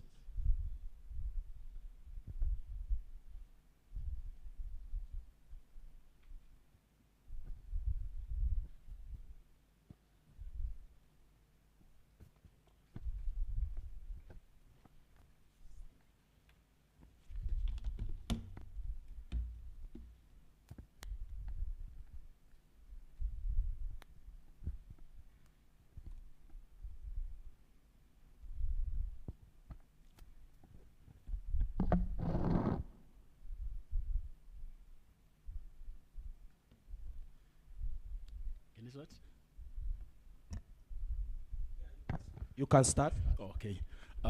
Thank you, Chair. Good morning, everyone. I am Hlangabeza Slai from University of Fort Hare. I'm here to make a presentation on the role of women and youth in communal cattle feedlots to mitigate climate change and enhance food security in the Eastern Cape. So this is my presentation outline. So livestock production play a very important socio-economic role in the livelihoods of the people who are living in rural communities of South Africa, with most of them in the Eastern Cape relying on rain-fed agriculture. However, communal farming it dominates. However, they are facing several challenges. One of them is climate change and land degradation, as well as socio-economic constraints. So as a part of government intervention program, 16 feedlots were established in 2005 in rural communities to make sure that at least their farmers are able to access problems like health monitoring, as well as market access and other challenges. So, however, one of the problems is that, in fact, one of the studies, it has also observed that establishing these communal feedlots is also improving the market access. And at the same time, it can also be used to fight climate change impact, such as feed shortages, water scarcity, and disease outbreaks. However, the exclusion of key demographic groups, especially women and youth, it limits the full potential of these initiatives. And it has been observed that women and youth, they play a very important role in agricultural livestock. However, they often face structural barriers because in rural communities, sometimes there can be community resistance and cultural norms. So integrating women and youth could also enhance adaptive capacity, promote transfer, as well at the same time transfer knowledge, at the same time foster inclusive economic development. So even though these are there can be benefits when including women and youth, there is still a limited research when it comes to their role in feedlot community-based systems, at the same time their impact on resilience and sustainability. So this study primarily aimed to investigate the role of women and youth in communal feedlots as a strategy to mitigate climate change impacts and enhance food security. So these are the two specific objectives, where the first one is to assess the current level of participation of women and youth in communal cattle feedlots in the Eastern Cape, at the same time to identify key barriers limiting their involvement. At the same time, it is to examine the socio-economic and institutional factors that are influencing the inclusion or exclusion of women and youth in communal cattle feedlot programs. So the study was conducted in 2 community-based cattle feedlots in the Eastern Cape, be it Tsomo and Centane. So both of these areas are known to be highly prone to climate change, and they have these cattle feedlots also as part of the government intervention program to address some of the challenges the areas are facing. So we used a questionnaire survey to collect the data to 150 in total participants, whereby we included 50 women, 50 young people. Young people are people of between 18 to 35 years of age and adult male. So we analyzed the data using R, and we made some inferior statistics as well as chi-square to compare the gender participation levels. So we have noticed that as part of the research is that the participation of different groups is not the same, it's uneven, because we noticed that male are still more dominant in participating in these community-based livestock programs. So this gender participation, we can say it needs more programs to be invented so that they can also include women and youth. So when it comes to the issues of economic and food security outcomes, women and youth they also reported that there is an increase in monthly income and reduced feed costs, which has also led to better food security outcomes. However, we noticed some of the barriers that are limiting their participation, be it livestock, land ownership, as well as financial constraints. At the same time, there are also lack of training when it comes to women and youth. And this also indicates systematic challenges that are also hindering the full participation. So when it comes to climate smart practices adoption, we have noticed that these people, especially women and youth, most of them, they do acknowledge using improved feed resources, at the same time water conservation practices, as well as adopting breeding programs. However, we notice that the youth are more open to innovative and adaptive strategies. This indicates a potential for designing interventions that leverage their interest in modern livestock farming practices. So when it comes to the perception now, most of these women and youth, they do acknowledge that ever since they started to join the communal feedlots, their household nutrition has improved, and some skills they've also improved, and at the same time they are able to access the market of when they want to sell their animals. So as part of the discussion and implication, we have noticed that the study highlights the critical role of women and youth in communal feedlots, particularly when it comes to feeding management, recording, and economic contribution. However, there are some disparities that are existing, with men being more involved in decision-making roles, while women and youth, they contribute significantly to hands-on livestock management routines and food security improvements. So this division, when it comes to gender, as well as labor, suggests that structural challenges that hinder the full engagement of women and youth in decision-making processes. And it's also reinforcing the need for an inclusive policy interventions. So I would say there is a need for policies that promote equitable access to resources and training and decision-making opportunities for women and youth. So in conclusion, I would say women and youth, they play an important role in communal feedlots, yet systematic barriers continue to limit their full participation. So addressing issues of land, financial constraints, and the skills gap can also significantly improve their contributions to livestock productivity and climate change. So policy reforms that promote inclusive decision-making and access to resources are essential for sustaining community feedlot programs and improving rural livelihoods. And it is suggested that future research will also focus on longitudinal assessments of empowerment interventions to track progress over time. Thank you.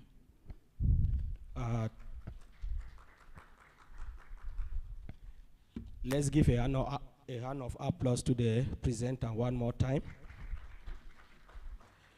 Thank you for the wonderful presentation, and thank you for saving us some time. Colleagues, are there any inputs, questions, or suggestions you would like to give to the researcher?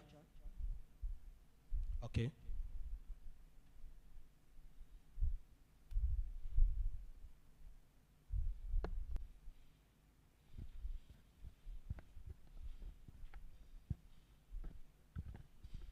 Thank you.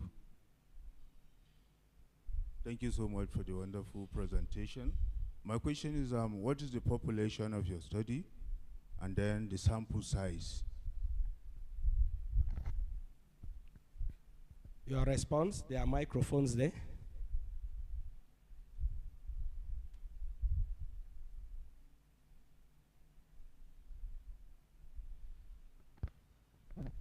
It's not working, yeah? Oh, it's working. Okay, thank you, Prof. The total sample that we used is 150. So when we're selecting these farmers, we have noticed that we have chosen farmers that belong to villages which are close to the feedlots, because the feedlots there are only 2 in that region. So that's what we did, and we used the purposive sampling because not all the farmers are participating in those feedlots. So we only selected few, which are 50 males, 50 women, and 50 young people. Thank you. Thank you very much. Very interesting material. Can you give some suggestions about the training gaps and how you might begin to suggest dealing with those training gaps? Because I would imagine that the area that you're considering is somewhat dispersed. So to get people together to do that training, and who would do the training? Thank you. Yes, thank you, Prof. When we made a visit late last year, we met with the executive and manager for the feedlots. So they said they have been they have been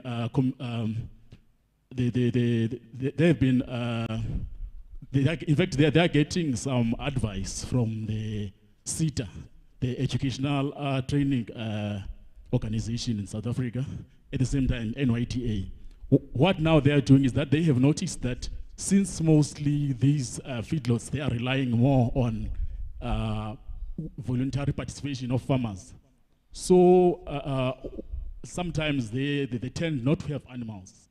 So now what they did is they are working with universities and colleges now to try to also work with unemployed youth in the villages there.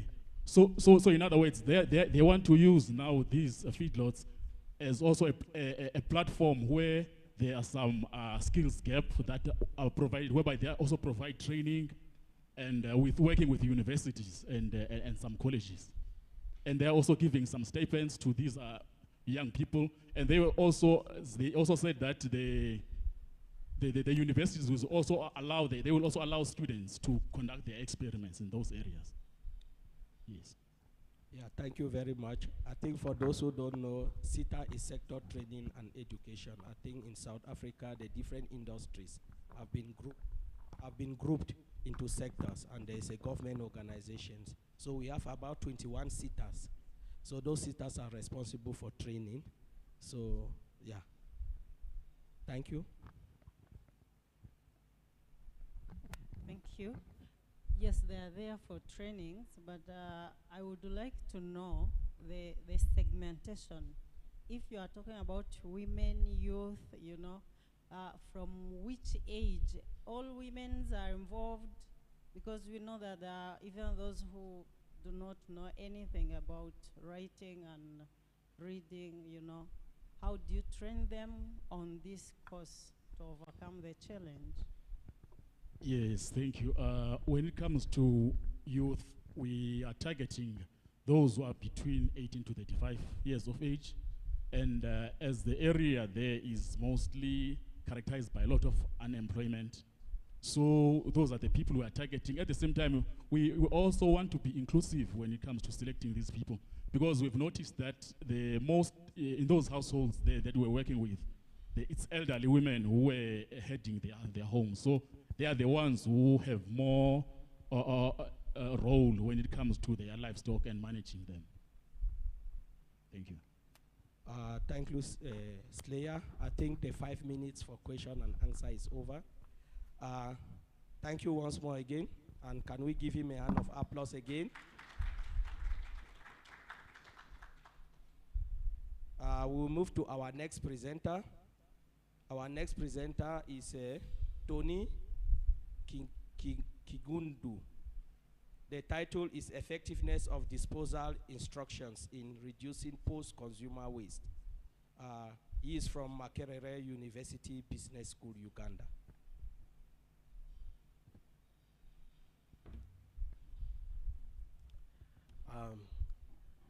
Good morning, everyone. My name is Tony Chigundu, and I'm a PhD student at Makerere University, particularly Makerere University Business School.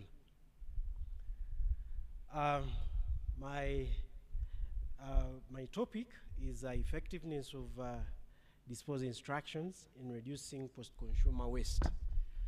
How did I generate that topic, and how did I come into such? As a PhD student, my PhD is focused on corporate environmental sustainability of large manufacturing firms in Uganda. Can you go to another slide? Yep. It is interesting that during my data collection, there is something interesting that I noted. And it is that most essential thing that most of us ignore, we are going to be surprised that most of us, we don't give attention to the most essential part of some of the things that we consume on a daily basis. When you look at the items that we buy, you're going to be surprised that there are instructions that require us to follow and dispose of in an appropriate manner, but we do not take time to read those instructions. It is so interesting that I noted that we are part of those contributors to the global warming that is increasing since the 19th century. It is so interesting that we are contributors of the 8 million plastics that we dispose of on the planet. Women, mothers, we contribute greatly. We contribute greatly when it comes to how we dispose of the used sanitary napkins and diapers for our kids. It is approximated that over 300 diapers, children diapers, are disposed of inappropriately on a daily basis, every hour. It is so surprising that over 12 billion menstrual all sanitary napkins are disposed of in landfills, and it takes over 500 to 800 years for them to break down, which is so interesting that we are contributors, that we do not at times take time to read some of the instructions that are key and essential in reducing the global warming and fighting towards environmental sustainability. It is unfortunate that in Uganda it is unclear of how many sanitary pads and diapers that are disposed of in landfills, and many other countries. Today we are experiencing over 42% degrees, we are experiencing 42 carbon oxide heat waves that are resulting into desertification in Africa, particularly sub-Saharan Africa, and it is so interesting. With this, we've given less, there is less effort that has been given to the effectiveness, has been given to instructions that are put on the products that we use. After use, what happens? Therefore, this research was inspired. This research was based on three research questions. How well do consumers understand and follow the disposal instructions provided on products? 2, how does the clarity and availability of guidance on disposal instructions affect consumers' post-consumption behavior? And lastly, is there a need to reverse or upgrade existing disposal instructions to improve understanding and compliance? This research was done.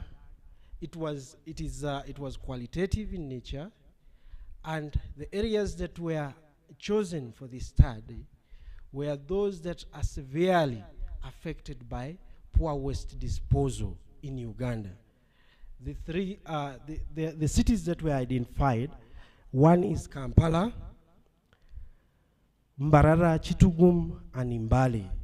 These have been identified as key, and they are the most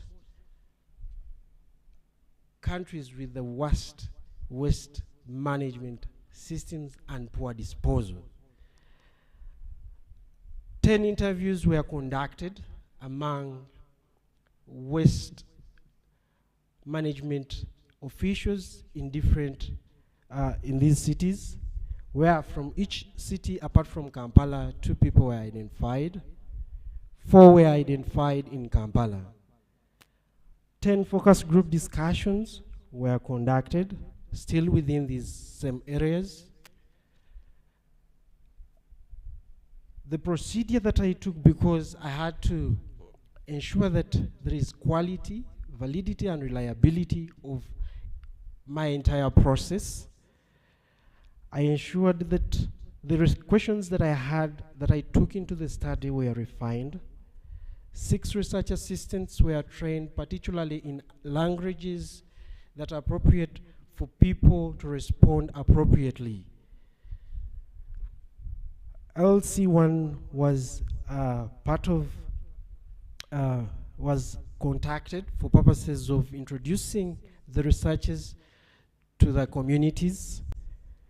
A recorder was used, and an introspective approach was used, where one was recording, another one was ensuring that he records and notes the behavior of and the behaviors of respondents.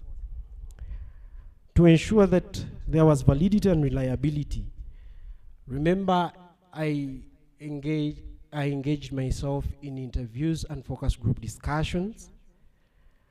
There was an audit process right from the start up to the end that was done by one person that was identified to ensure that the process that was used to conduct interviews in the first interview was the same process that carried out throughout the interviews and focus group discussions. 6 independent transcribers were involved in this, and 4 data analysts were. Data analysis was done using the Brown and Clark reflexive thematic analysis approach. Another slide. It was identified that people understand, some of the people that we engaged understand what disposal instructions are, and they understand them in perspective of producer advisories and dumping guidelines. When it came to disposal instruction adherence, we noticed that disposal sites are part of the things that are supposed to be in place for people to comply, and for those who know how to, for those who can read the instructions, disposal instructions, sites should be available for them. And these are expressed in those that are authorized by authorities, and this could support appropriate disposal. It was noted that mindful disposal is key and essential, and this is dependent upon one's upbringing. Another slide. These are some of the narratives that were recorded from the participants. As one said, for example, on guidance, that these are guidelines that shows you on how to dump something after use, and others on how does the clarity and availability of guidance on disposal instructions affect consumers' post-consumer behavior. It was noted, it was identified that disposal instruction clarity is perceived as comprehensible information, and though that is not for information that is easily understood, it is very easy for people to dispose of appropriately. And for those that are not, then people are likely not to. Another slide. On issues to do whether there is need to reverse or upgrade existing disposal instructions to improve understanding and compliance. Disposal instructions need to be more formal, and the current instructions, because of time, I'm so sorry, can we go to another slide? Sorry, the second one. On discussion and policy implications. There is need to create standardized and mandate clear disposal instructions on all products that are produced and supplied to the consumers. There is need to integrate waste infrastructure improvements into public policies. That there is need, for example, there are participants who had inappropriate waste disposal of sanitary napkins due to unavailability of incinerators to where they can take their the used products. There is need to launch comprehensive public awareness and education campaigns, institutionalizing extended producer responsibility for manufacturers. And lastly, another last slide, that there are recommendations simplifying instruction design by providing concise, plain language instructions and easily recognizable symbols to minimize confusion for all literacy levels. There is need to enhance point of disposal signage, strengthening community awareness campaigns, especially going to schools, etc., as well as leveraging digital and social media platforms as sources of further awareness. Thank you for listening.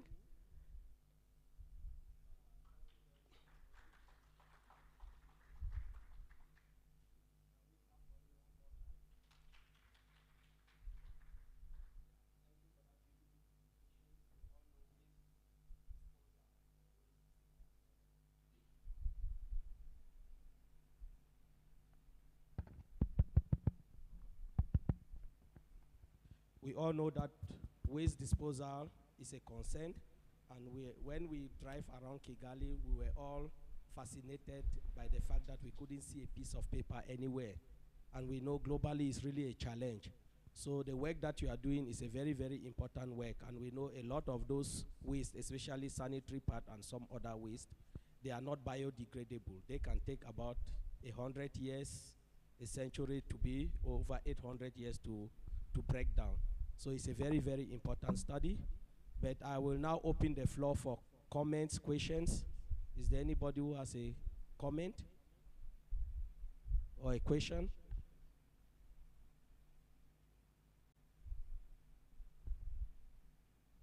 Yes, bro.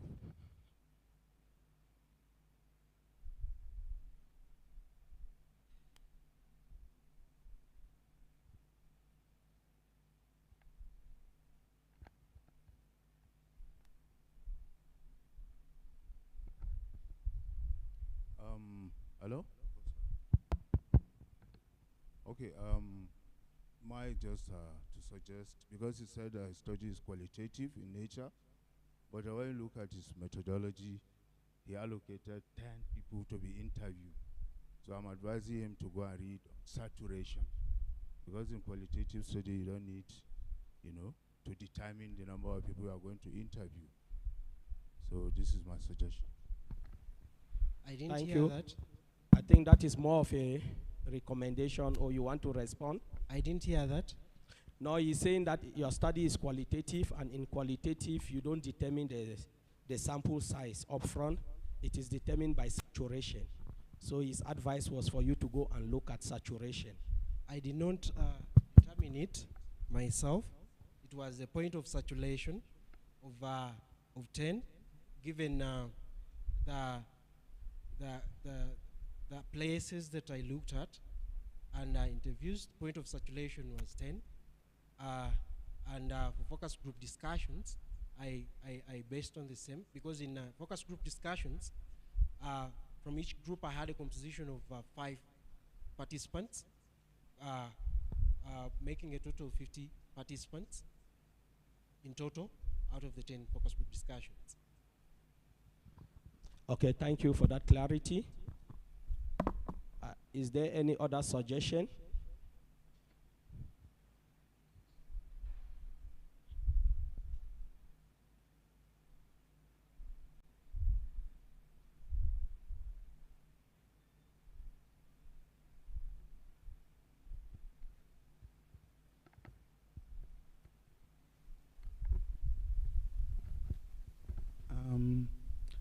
My question is a rather simple one. When you are doing the study, did you take into account the language into which these instructions are written on these packs or whatever that has to be disposed, and how that language is saturated into the population? Because you can find that some of these instructions are actually written in English, and you find that 50% of the population is not very conversant with the English that they are written in.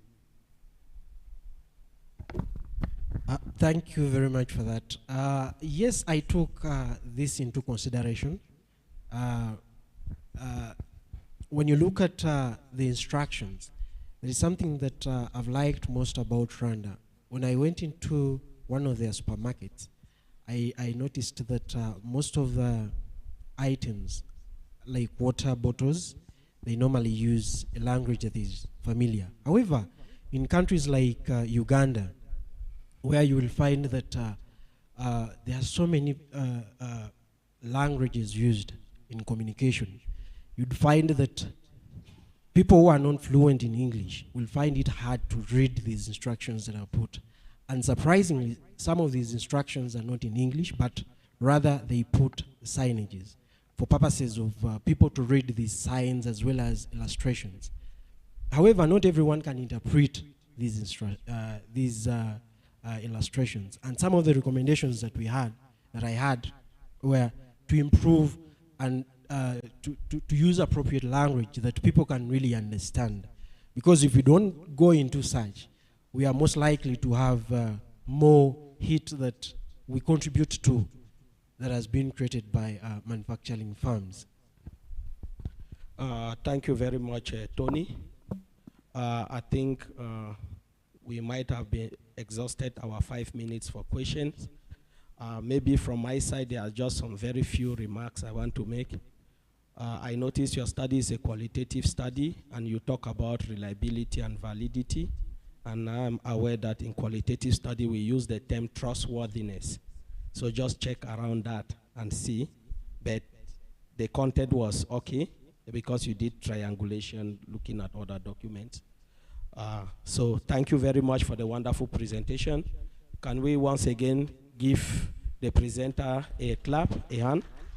Thank you. Our next presenter is Joseph Ondier. Is Joseph Ondier present?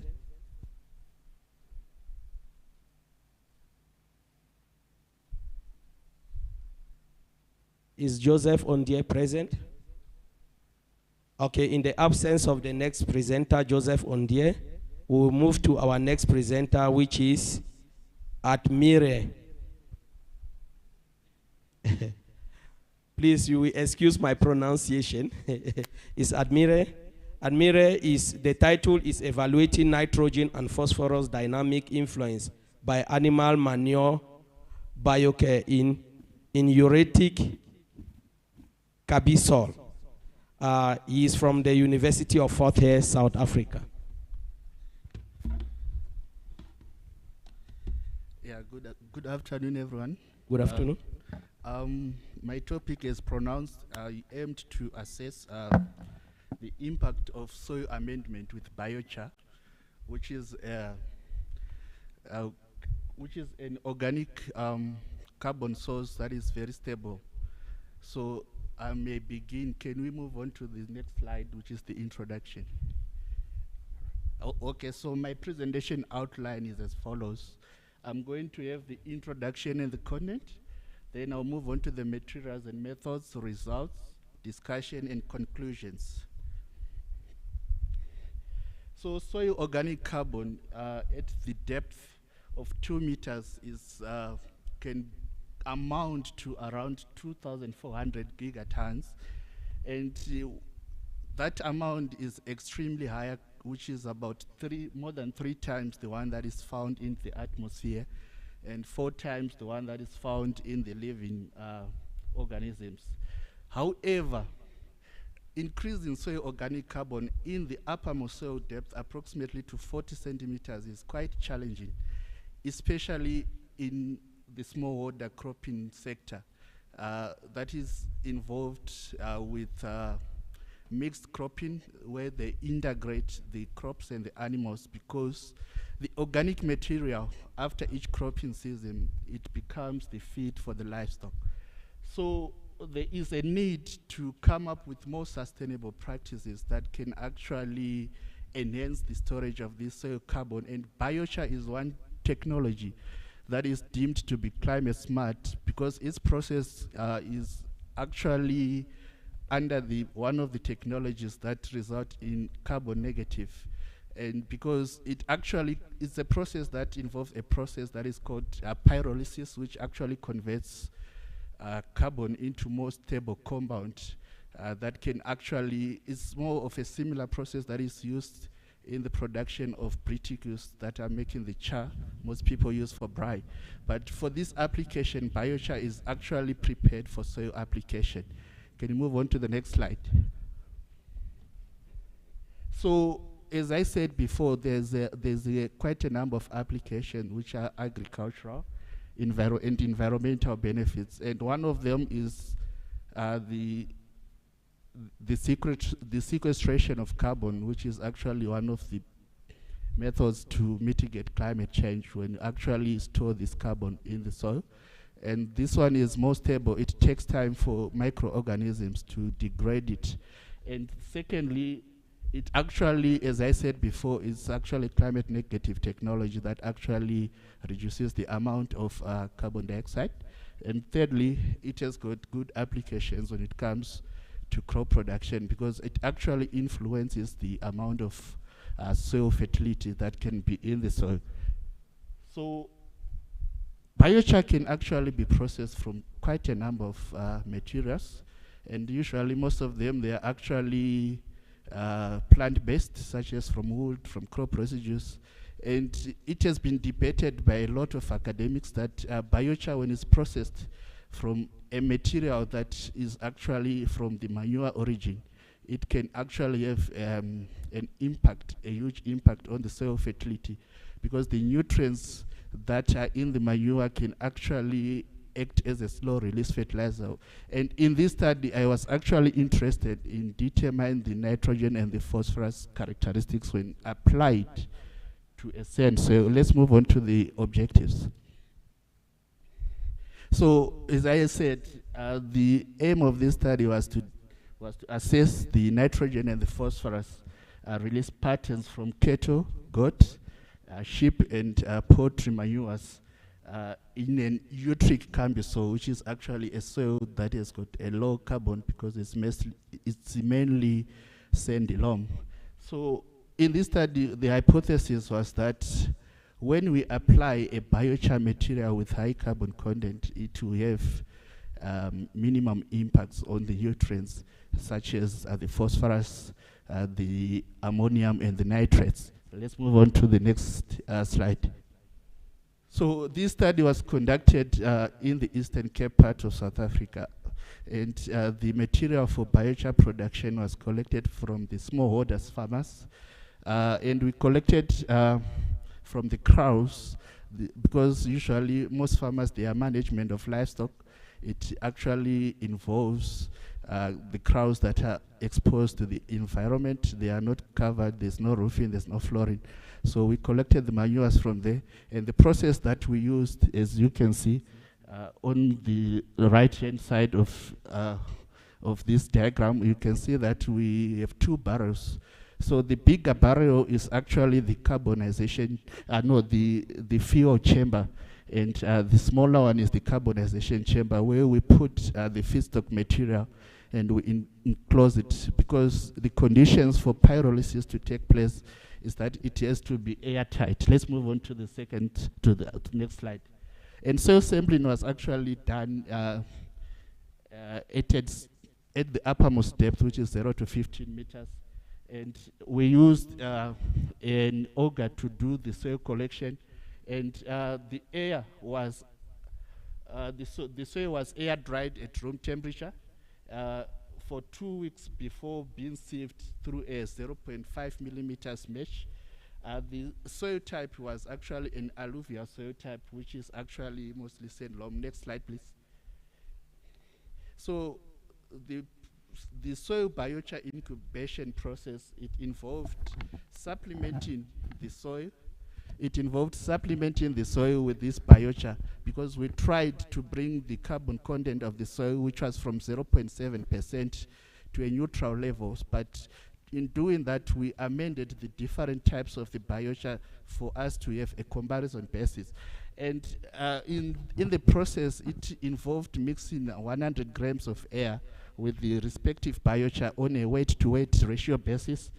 And the soil biochar mixtures were actually incubated for 46 days at 25 degrees Celsius, and the water content was actually maintained at 46%. Next slide. All right, so these are the results. And when we characterize the properties of the biochar, we actually observe that the cattle manure biochar had a high ash content, but it had also the highest water holding capacity and the lowest bulk density. And when we looked at the sheep manure biochar, we observed that it had a higher pH of 9.2, and it also contained the fractions of the nutrients, which included the nitrogen, the phosphorus, and the potassium, as indicated on the slide. Next slide. So at day 6 of incubation, lower contents of mineral nitrogen were observed compared to the control in poultry manure biochar. Because, yeah, and when we looked, as you can see by the figure, and when we looked at the goat manure biochar, it had also it had released the highest amount of nitrogen, which was at 3.6 milligrams per kg, and in comparison to the one that was released by the cattle manure biochar. But the most interesting thing that we also observed was that throughout the incubation process, the control had lower levels compared to the biochar amended soils. Let's move on to the next slide. And from day 1 to 25, except for the cattle manure biochar, at day 18, the ammonium level was actually high in the other biochar treatments.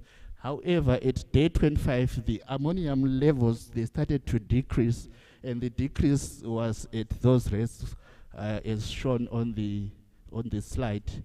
And let's move on to the next slide. And when we looked at the phosphorus, we actually observed that the phosphorus levels were actually increased compared to the control, and the increases were as follows. In cattle manure, it increased by 38.11, in goat by 37, in the poultry by 34, and only by 14% in the sheep manure biochar. Next slide, please.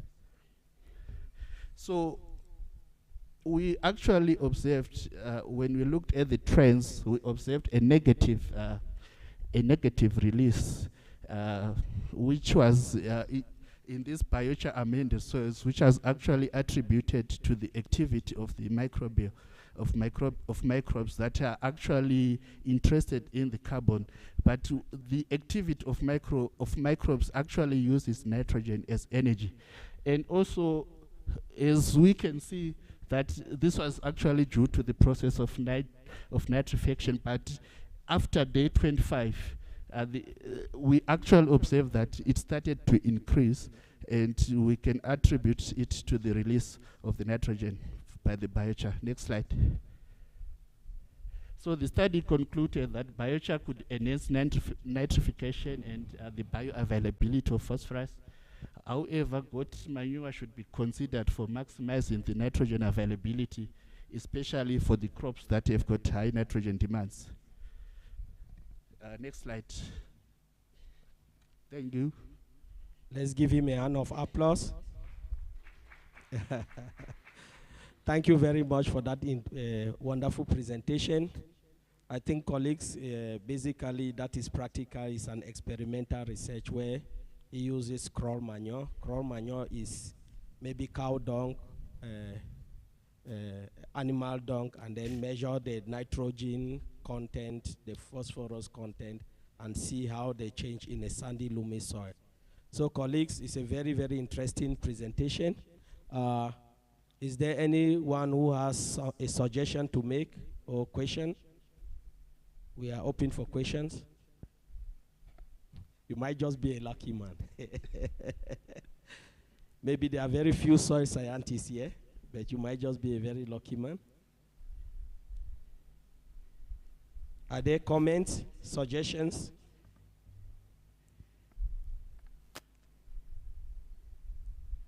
Okay. In the absence of comments, suggestions, we just want to thank you very much for the presentation, and let's clap for him again. Thank you very, very much. I think we still have time. One of our presenters is not present. I just want to check if Joseph Ondia is present. Okay, if he's not, then I think this will be the end of our session. And once again, I want to thank everyone present who have supported this session and supported the presenters. Thank you very much and have a lovely afternoon. Thank you.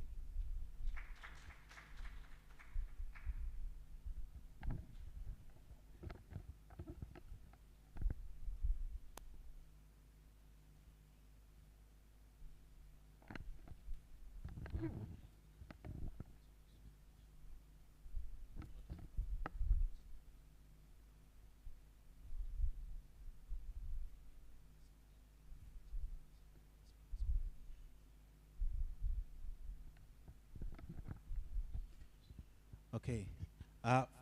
I think the round of applause was not that strong. Can we please celebrate the minds that have been doing us good today and this morning? Ladies and gentlemen, I'm so delighted to be part of this. I'm grateful to my countrymen. I come from Uganda, so I share totally the experiences that have been shared up there, and I know what is happening down there. There is a lot to copy from each other. And it is, by the way, it is something that we are learning. It is okay to accept a mistake, that this thing is not going right, that this country is doing it better than what we're doing. There is a lot of things that I've come to accept and love in Rwanda for the few years I've been here. And I want to believe my Ugandan counterparts, please move around and see the difference here. You will not find a pad nowhere. But in Uganda, you can find it on the street or whatever the case. It is a common practice. We are fighting it. I know we have to make awareness, and this is part of it. And I want to believe at the end of the day, with more of this information circulating among people, we can be able to be better than we are today. Ladies and gentlemen, we still have a few minutes, but I'm just reminding you that in Kivu, down near the pool, there is a very interesting session of innovators.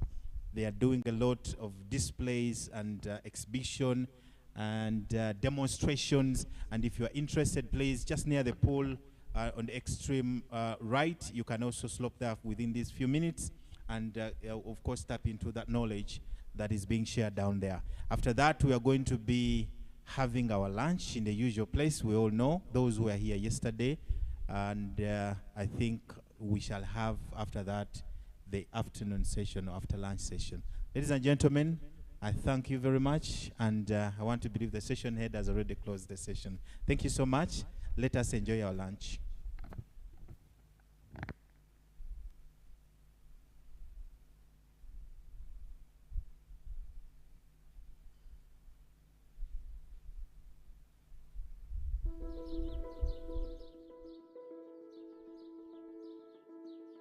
Welcome to the NW Business School.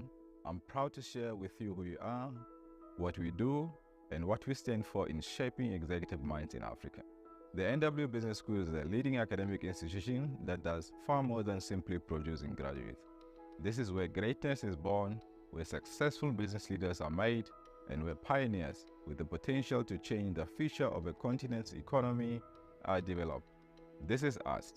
Sit back and enjoy a look into the world of the NW Business School. Our African-themed logo represents our deep identification with the continent and the uniqueness of our offering. We provide quality business education for leaders and sustainable solutions to much-needed economic growth.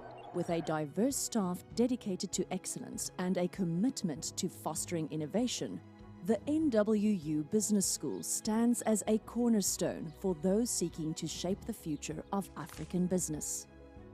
At the NWU Business School, we recognize that business education plays a crucial role in addressing global challenges and fostering sustainable development. Through our curriculum, research, and community engagement initiatives, we strive to instill in our students a strong sense of social responsibility and ethical leadership, empowering students to become agents of positive change. The NWU Business School proudly presents our flagship MBA program with immense pride. The program offers a challenging and stimulating learning environment focused on the development of African business leaders who are equipped with the knowledge and skills vital to succeed in the modern dynamic business world. Our goal is to deliver graduates who can think strategically and become ethical leaders. Our MBA qualification is locally accredited by the Higher Education Quality Council and internationally by the AMBA in the UK. These accreditations speak of our quality standards, but we maintain that excellence is a journey, not a destination. We will continue to refine our program in line with changing business needs. The African continent is a new business frontier with enormous potential for opportunities and growth. Business schools must develop curricula that represent new ways of thinking and approaches unique to the African context. Our research-based PhD in Economic and Management Sciences develops forward-thinking executives who are equipped with cutting-edge approaches to dynamic modern business challenges. Through quality education and exceptional support, we deliver distinguished and agile business leaders to the world. We also offer a postgraduate diploma in management, empowering participants with skills related to best managerial practices in business and thought leadership. Our mission is complete when graduates successfully apply their learning to the unique multidisciplinary challenges in South African and African business. In addition to our formal programs, the NWU Business School offers a range of executive education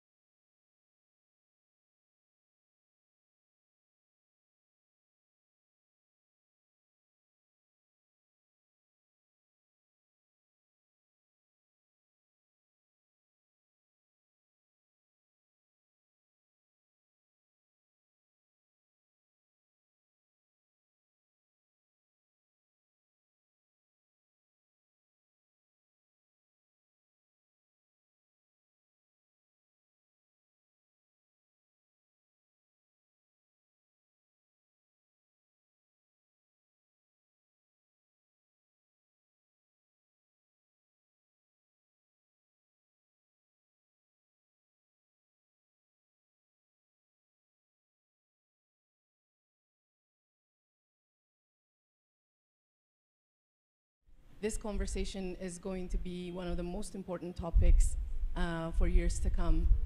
Particularly this year, so much has happened that forces a lot of discussion on climate change policy, renewable energy policies, and so much more. So we're really looking forward to the presentations and the different discussions that will come out of it. In the meantime, I just want to check if our presenters are in the room so that they're able to give their presentations to the team managing the slides. So I'll check on Sifiso Vilakazi, Adebanji Ayeni. Excellent. Philadelphia Sedio. I think I already spoke with Arnaud, so we're good. Okay, give me a few minutes. Once we have everything aligned, we'll start the session.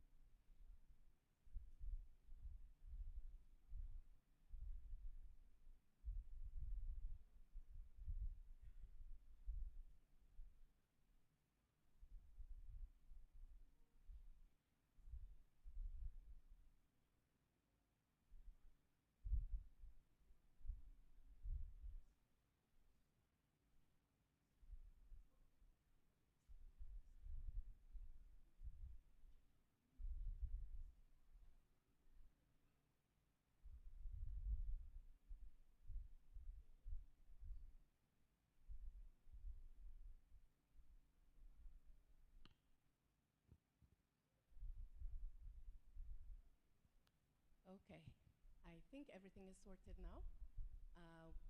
We have 4 of our 5 speakers in the room.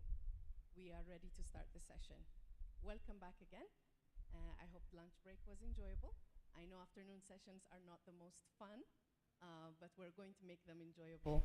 And I'm sure our speakers are going to uplift and pique our curiosity with their presentations, adding the pressure on you, Sophie. Our first presenter is Sophie Mohorozi, and the topic is investigating institutional policies and research collaborations with students and study leaders. To the stage, please.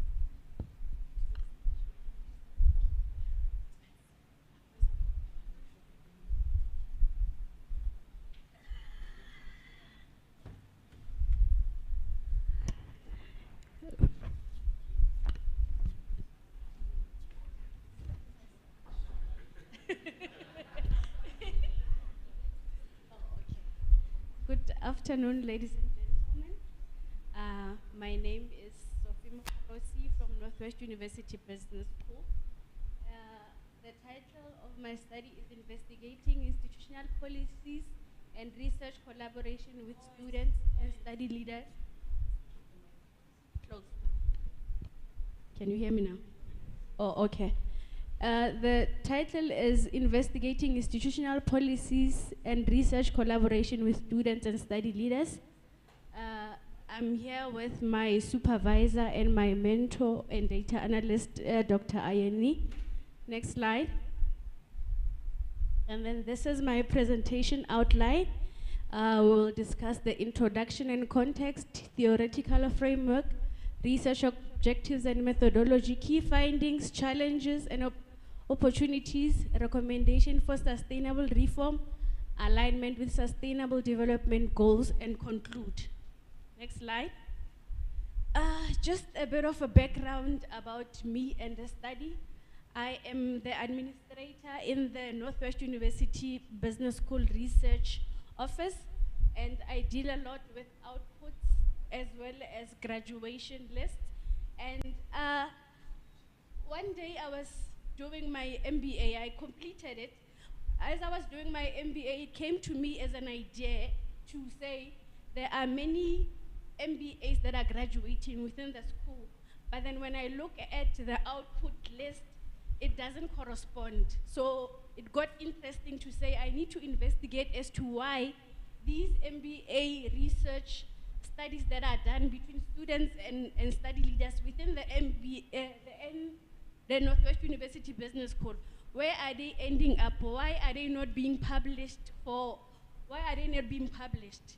And then collaboration enhances research output and student skills, yet NW Business School shows a high graduation of MBAs but low publication outputs from supervisor projects.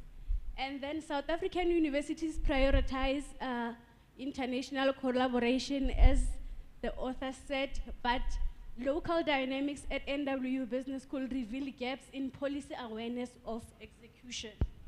And then that led to a research problem.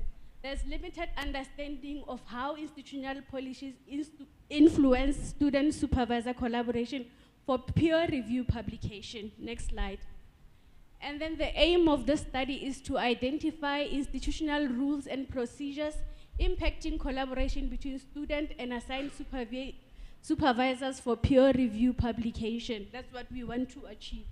And then the objectives are to assess awareness and implementation of university policies, to explore challenges and drivers of collaborative research, and to propose strategies for sustainable collaboration frameworks. And then linking it to the core of this conference, what is the sustainability lens? The aim is to build resilient academic ecosystem that students sustain research, productivity, and development over time. Next slide. And then the theoretical framework that we followed is personal factors, motivation, communication skill for supervisors and students, and then there's group factors, which is trust and leadership within the research teams, and then process factors, goal, clarity, interdependence in collaborative, and then guidance factors, organizational factors, and structural factors. You can continue. Next slide. And then the methodology approach. The methodology that was used was qualitative. We used qualitative inductive study using semi-structured interviews with 11 study leaders from the Northwest University Business School. And then what happened here is we identified study leaders who were supervising MBA students between 2019 to 2023. We looked at those study leaders who graduated those MBA students at that particular timeline, and then that was who we targeted for the study. And then you used a, can you go back please? Reflective thematic analysis via in vivo to identify the patterns. And then the sampling is what I just explained. And then while we're doing these interviews, we reached saturation at the 11th participant. And then ethical consideration, it was approved by the ethics committee of the Northwest University. And then what they advised on is, because I'm working with these academics, I needed to find somebody who's outside of the university to do the interviews for me. And then we did that after we got the ethical clearance. And then my co-author will proceed on the next slide.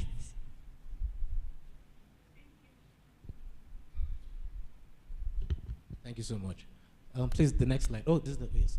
So when the analysis was done using the NVivo software, it was discovered that there were some major themes that were able to be covered.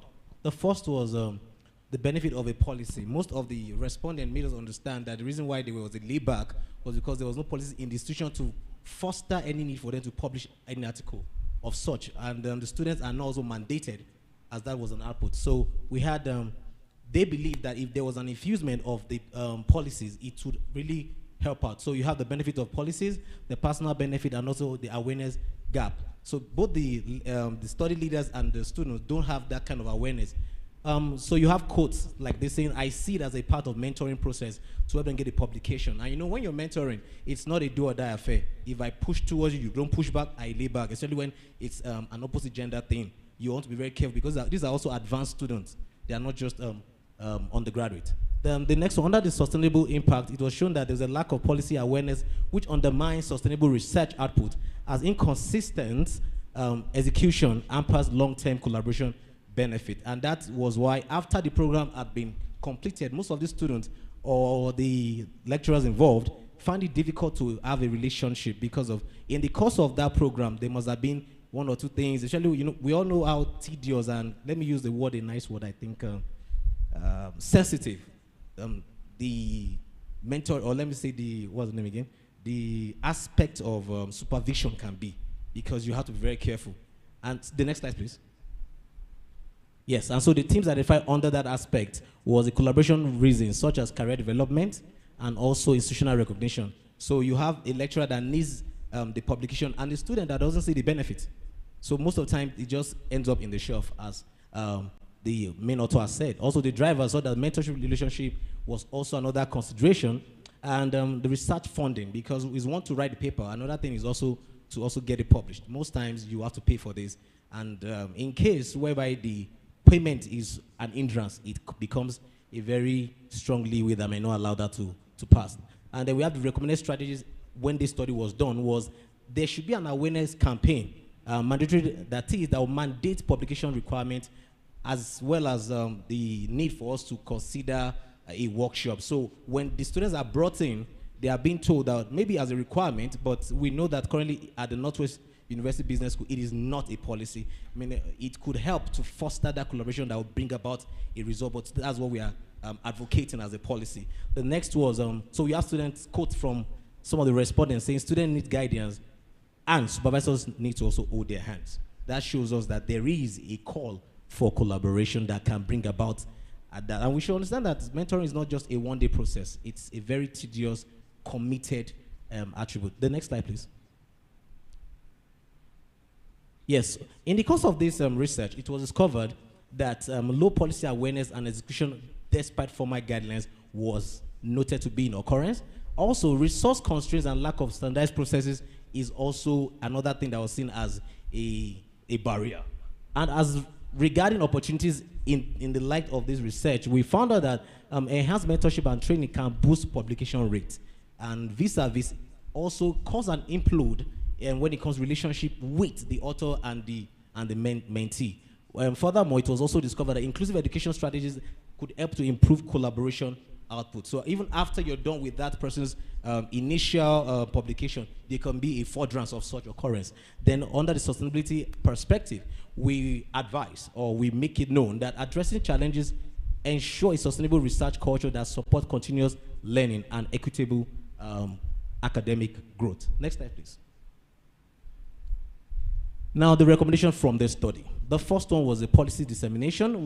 Like we've been saying, yes, ma'am, thank you. The regular distribution, it is expected that we regularly distribute collaboration guidelines with the students. That is to give them the awareness, then training and workshop.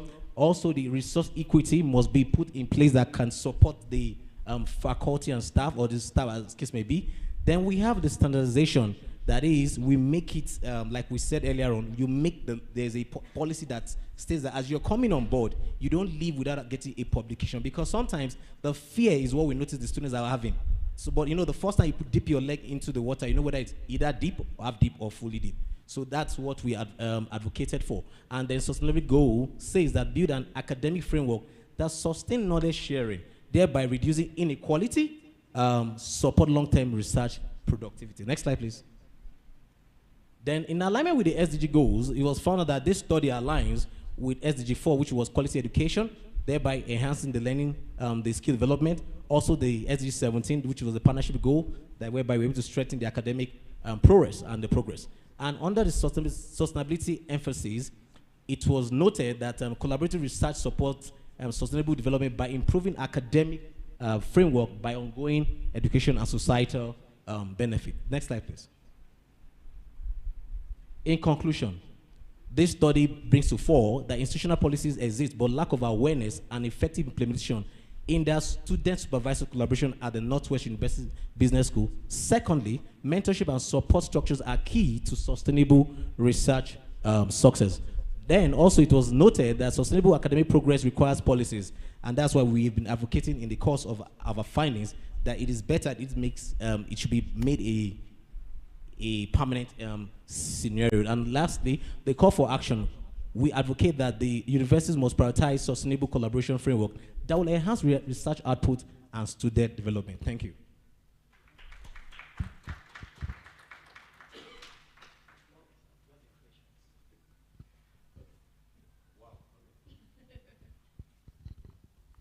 Thank you so much for that presentation. Are there any questions?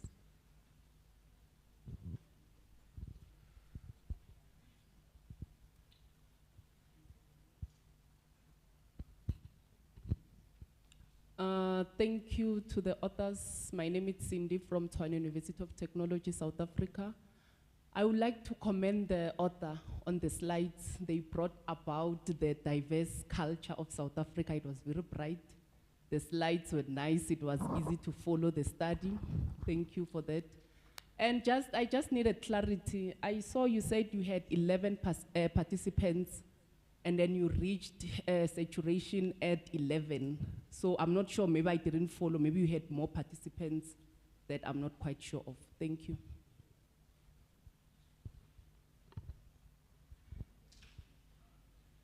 Thank you so much. You want me to respond to her? I'm also an author. I think I'm the promoter of the student. I think he said 11 participants. I think saturation was reached. Normally with qualitative study, we usually, the sample size is determined by saturation plus 1 or plus 2. So the 11 participants was saturation plus 2. So I think that's the main difference between qualitative and quantitative study. But the key thing about the study, as they said, was that we all know in South Africa we encourage research output. So the bottom line was that most students, MBA studies or mini dissertation or full thesis, students are not expected by CHE for them to submit an article before they graduate. While we also encourage that the students, they must publish out of their dissertations. So now it is the student interest versus the academic interest. So once the student has graduated, there's no incentive for that student to focus on publication. Why for the academic, it is very, very important. So now how do you match that gap? How do you bridge that gap? And also there are also policies which do not really permit the academic to just go into a student thesis and pull out a paper without also including the student, unless you get permission from the student. Same as the student, but the student who is the author of that particular paper can publish. So you see those policy differences. And we also know that during supervision, there are usually challenges, especially friction between student and supervisors. So some of those friction extend. The student don't want to see their supervisor after they have graduated. They just want to go far away. So all those situations tend, especially if the relationship was not good, they don't want to make any contact, so it tend to hinder a peer review publication out of their research. So we use our school as an example because we graduate a lot of students over the years. So we really want to see how we can come out with recommendations and policies or strategies how to improve or to build that relationship. So that is what the study was all about in summary. Anything you'd like to add? No? Okay. We have another question.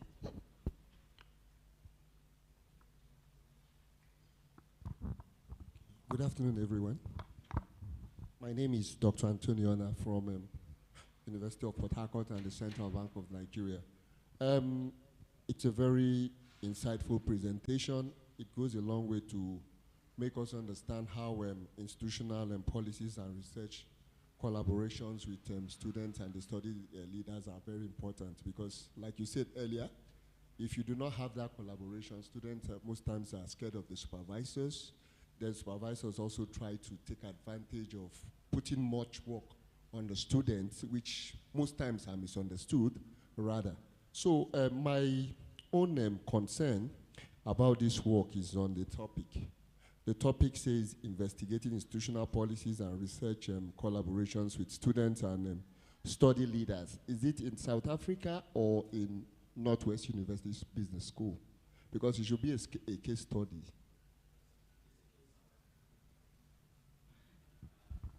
It's a case study. Northwest University is business school, so it's a case study. So the data comes from Northwest University Business School, so it's not in South Africa as a whole. And given that it's a qualitative study, we cannot generalize the finding because it's context specific. Since it is like that, because the viewer will see it from a different perspective. So it is very important you embed that into the topic, into the research topic. It's very important so that we know where we are getting information from and for what. You understand? And then the introduction. When you were running through your conclusion, you talked about the work being in alignment with the SDG goal number 470, right? I think that one should be, it should be in the introductory section. There's no need bringing it to that a recommendation section any longer, because you're already telling us that this is what you're doing and this is part of the motivation for the work. And then for the conclusion, I don't know, there have been issues with this conclusion before recommendation or recommendation before conclusion. But I know that best global practice is that when you finish your work, you run a conclusion. The conclusion tells us about what you have done. This is the subject matter, this is the objective, this is where we are going, these are the findings. Based on the findings, these are the recommendations. And then when you recommend, because this is a subject-specific work, so it's even easier for recommendation to be carried out. So you now, for policy advice, you now say, okay, recommendation 1, this person should do this, and then this agency or this other person 2. And then what's the time frame? Because most times we get it wrong. When we do recommendations for policies, there should be time frame for execution of these policies. You know, we can't just leave it open-ended. So that's my own. But thank you very much. It's a very lovely work. I'd like to have the work. Thank you. Thank you very much. I think your comments are very valid and they are welcome. I think it has given us more tips to make the work more robust. Thank you very much for those beautiful recommendations. Thank you very much. Thank you. Please.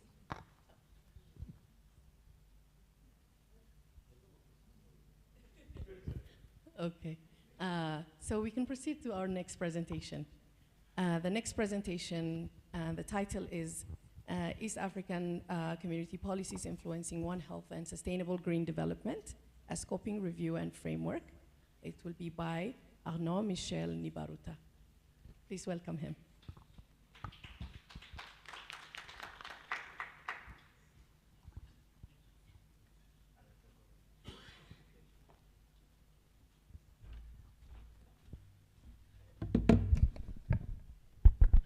Good afternoon, ladies and gentlemen.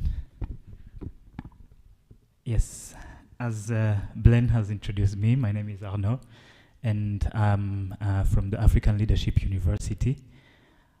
Before making the context for the paper, for the research paper, I will first make some context for myself. Why am I talking about One Health? Before becoming an educator, I'm a med school dropout, and I'm a healthcare manager who ended up becoming a healthcare entrepreneur. And taking that background to academia has opened my eyes on how do we approach education, but also that health background has followed me. And that's why today I'm talking about One Health and sustainable development. Next slide. Yeah, in this presentation, I've already covered one point of context about myself, though it's not on the outline.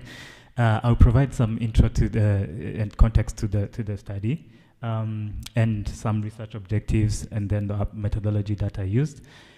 This, as you saw in the title, is this research study intends to develop a framework on how One Health influences sustainable development. And then some results, and then discussion of the implication, and as well as the conclusion. Next slide. A bit of context about the key terms of this. One Health, for any who will not be familiar, is an interdisciplinary approach to health that is recognize the interconnection between human, animal, environmental health, but with also a touch of social equity. That's One Health. And then sustainable green development, I expect everybody here in this room is really aware of what it is. It's a comprehensive strategy that intends to achieve economic development while preserving the environment and ensuring social equity. Next slide. On the region, the East African community, the EAC is one of the African Union regional economic communities, and it groups 8 member states from the eastern part of Africa. I want to talk about these numbers. You can find there at the EAC website, as I did. And then next.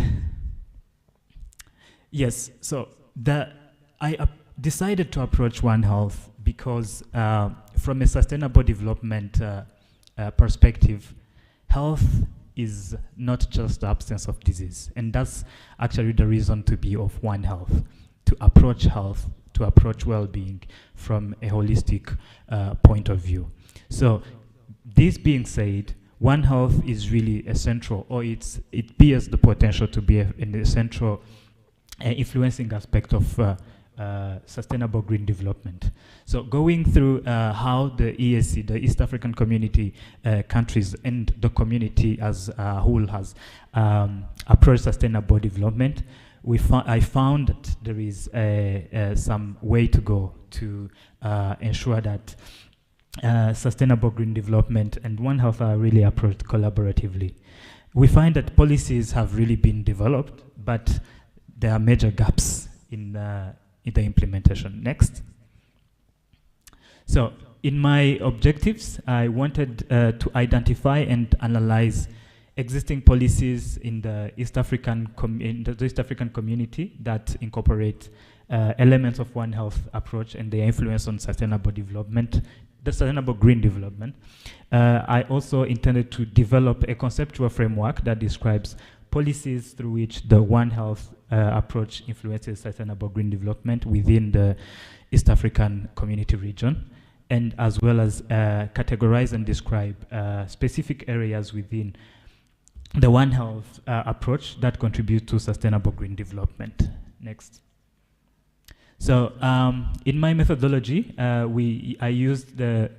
actually, with my colleague Jack Boalia, who we co-authored this research, we use a scoping review approach with a systematic identification of and analysis of EAC regional and national policies, especially the One Health National Strategic Plan, as well as the National Adaptation Plan for Action for Climate Change, the aka NAPA.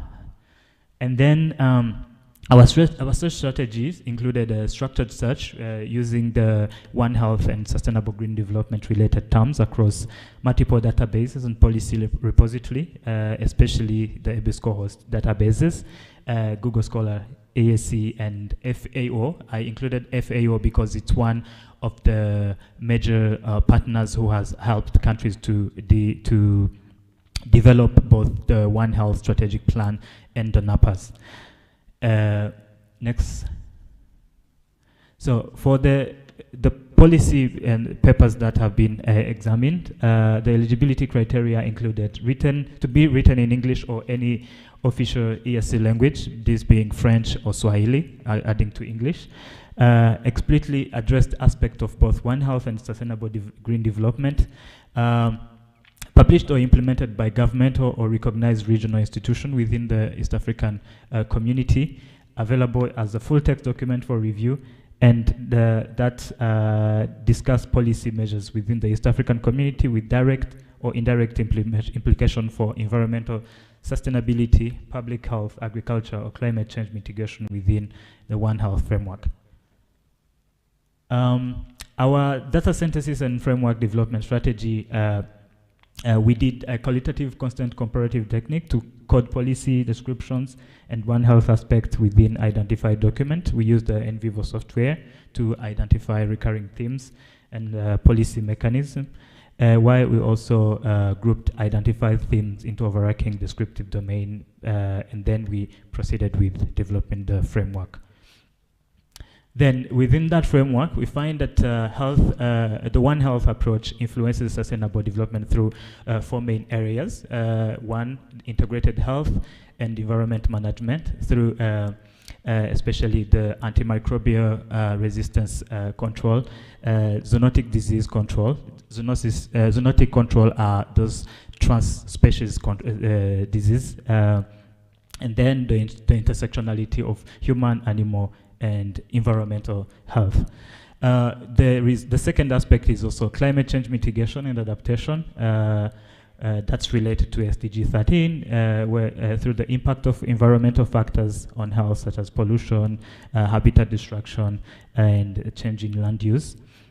The third was sustainable agriculture practices related to SDG 12 through food safety, organic pest control, promotion of agroecological approaches, and also responsible use of natural resources.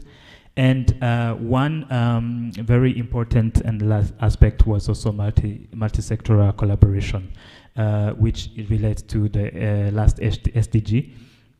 Then our key findings through that research, we find that there are some existing government initiative and policy implementation, whereby we found 4 of the 8 countries in the East African Community region have developed both a One Health strategic plan and a National Adaptation Program of Action for Climate Change, aka the NAPA. While we found that the remaining other 4 countries only have been able to develop only the NAPA. The main areas of focus have included disease surveillance, microbial resistance control, environmental conservation, disaster management, as well as climate and agricultural resilience. We found also that there are challenges and opportunities in the applying One Health to sustainable green development, whereby there is still a fragmented governance at both the national and regional levels, with the absence of formalized multi-sectoral framework leading to inefficiency in policy execution. There is also limited financial mechanism, especially with the reliance on international funding sources, as well as a weak institutional coordination, with some cases consulted in Rwanda and Uganda that highlighted some inefficient interministerial collaboration. But there is also a beacon of hope, where the public-private partnership and investment opportunities to successfully advance green energy projects, especially in ecotourism as well. And we also see an area of opportunity with the application of indigenous knowledge to promote sustainable agriculture and conservation, and with also some efforts to develop a regional approach to One Health and sustainable green development, especially with the EAC Vision 2050. From our findings, we found that there is little primary research done on the implementation and impact assessment of One Health and in sustainable green development policy in the region. I really struggle to find papers that have been assessing the impact.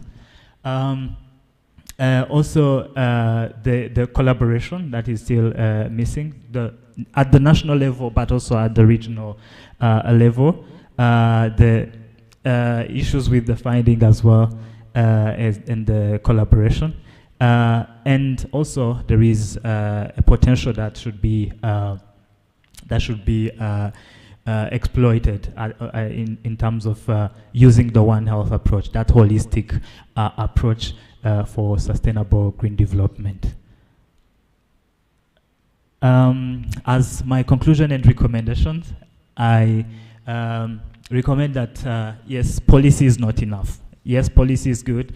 It's good to develop policy, but serious implementation should follow. I should also have said that even accountability on how policy is implemented. Collaboration at both national and regional levels is key for multi-sectoral aspect of One Health and sustainable green development integration. Further research is really needed to evaluate the implementation and impact of One Health and sustainable green development. And also we need to learn for other blocks and also some state members who have done some initiatives. Here in the paper I included some cases of the ECOWAS, the West African counterpart of the EAC, as well as the Association of Southern Eastern Asian Nations, who have really been even developed, the ASEAN have developed a center to really implement their One Health strategy, and there is a very important sustainable green development aspect as well. That's it. That's what I had to say. I feel relieved. I'm waiting for your questions. If you want to keep in touch, these are my emails, but also my LinkedIn profile. You can scan it in the slide. Thank you very much. Thank you so much, Arnaud. Okay. Thank you. The floor is open for questions. Thank you so much. That was very interesting to listen to.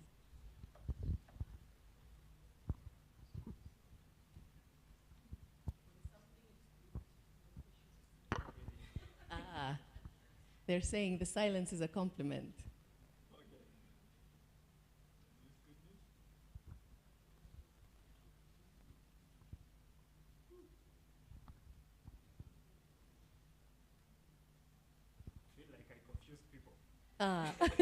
No, I'm sure you have given everyone a lot to think about. As we wait for people to gather their thoughts, and maybe because we have a few minutes remaining on the clock as well from your presentation time, so I'll give people a chance to think on it. Maybe you can give us additional thoughts. I know you haven't yet explored. Oh, there is? Excellent. Thank you. It was a very good presentation, well formulated. I just think maybe I missed it. You spoke about your criteria, it has to be in English and so on, but what specific technique did you use to go through the articles that you selected for your review?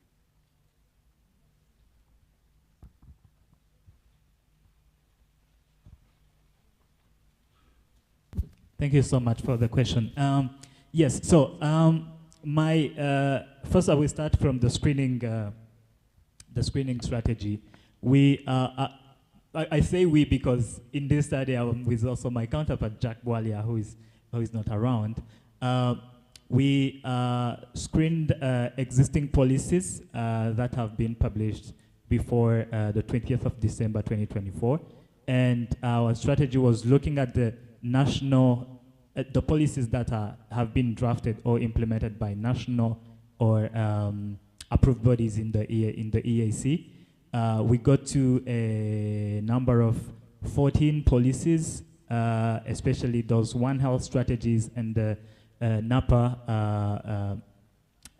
policies, the NAPA policies. And we looked at, if you look at, for instance, Rwanda is now at its third NAPA, the third national adaptation plan for action for climate change. We looked at the most recent papers. So that was our screening strategy.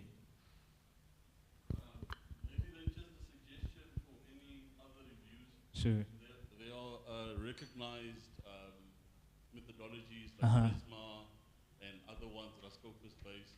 To use that just so that somebody that wants to replicate that study in maybe a developed country can use the same methodology as prescribed by PRISMA or the Scopus-related ones, just so that the scientific rigor is there. Thank you so much. That's a very accepted suggestion. Excellent. More questions?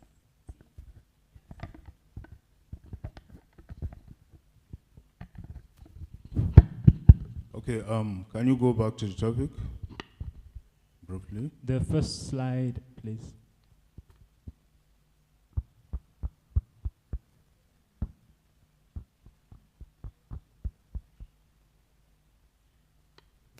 First slide.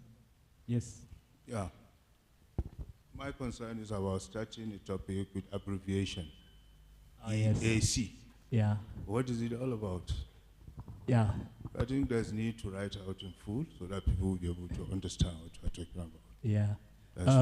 Yeah, that's a very good feedback. I think maybe the limitation that we find with this one was that in our how do they call it? Our call in the call for paper, we were only limited to 12 words for the title. We had to be resourceful, but in the full paper we have also made sure to explain the abbreviations. Thank you so much for the feedback.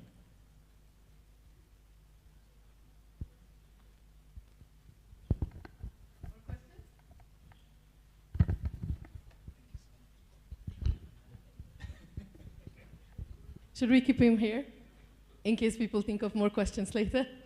Yes, okay. You can enjoy the view from there for a bit. Okay, I'm checking on our missing presenter one more time, Sifiso Vilakazi. Okay. And whenever they decide to join us, we'll be very glad to have them. Moving on to the next presenter. The title is The Abuja-Kaduna Railway's Impact on Local Businesses in Igabi Local Government. And the presenter will be Adebanji Ayeni. Welcome back. I think you can use the podium. Okay. Yes.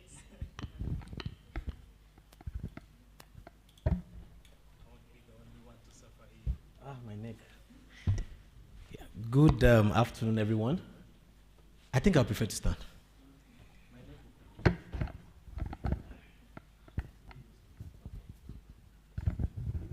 Good afternoon, everyone. Ladies and gentlemen, I'm here to present the title of this paper called The Abuja-Kaduna Railway Impact on Local Business in Ijabi Local Government.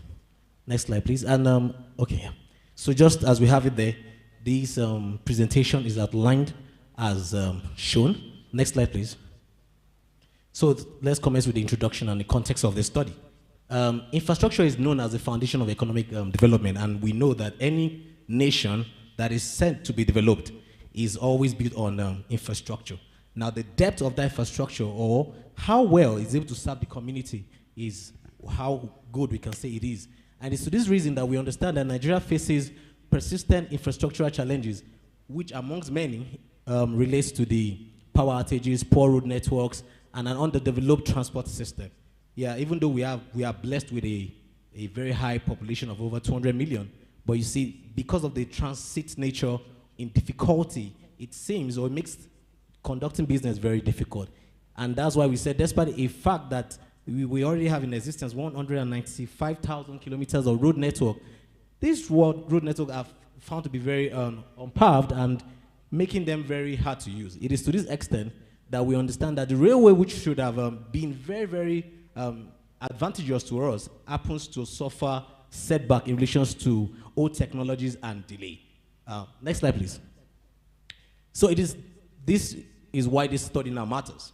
The first is that this Abuja-Kaduna Railway that was completed in 2016 with the funding coming from China with 85% of it, that was expected to boost the trade and business in that nation via that linkage has been noted to have difficulty. And it is to this extent that there's a community around that pathway that we believe should actually have an economic boom to its establishment. But concerns have been coming up based on sustainability and on productivity around the location, which should not be, because we believe that when you have a major infrastructure around a location, then there should be an economic gain.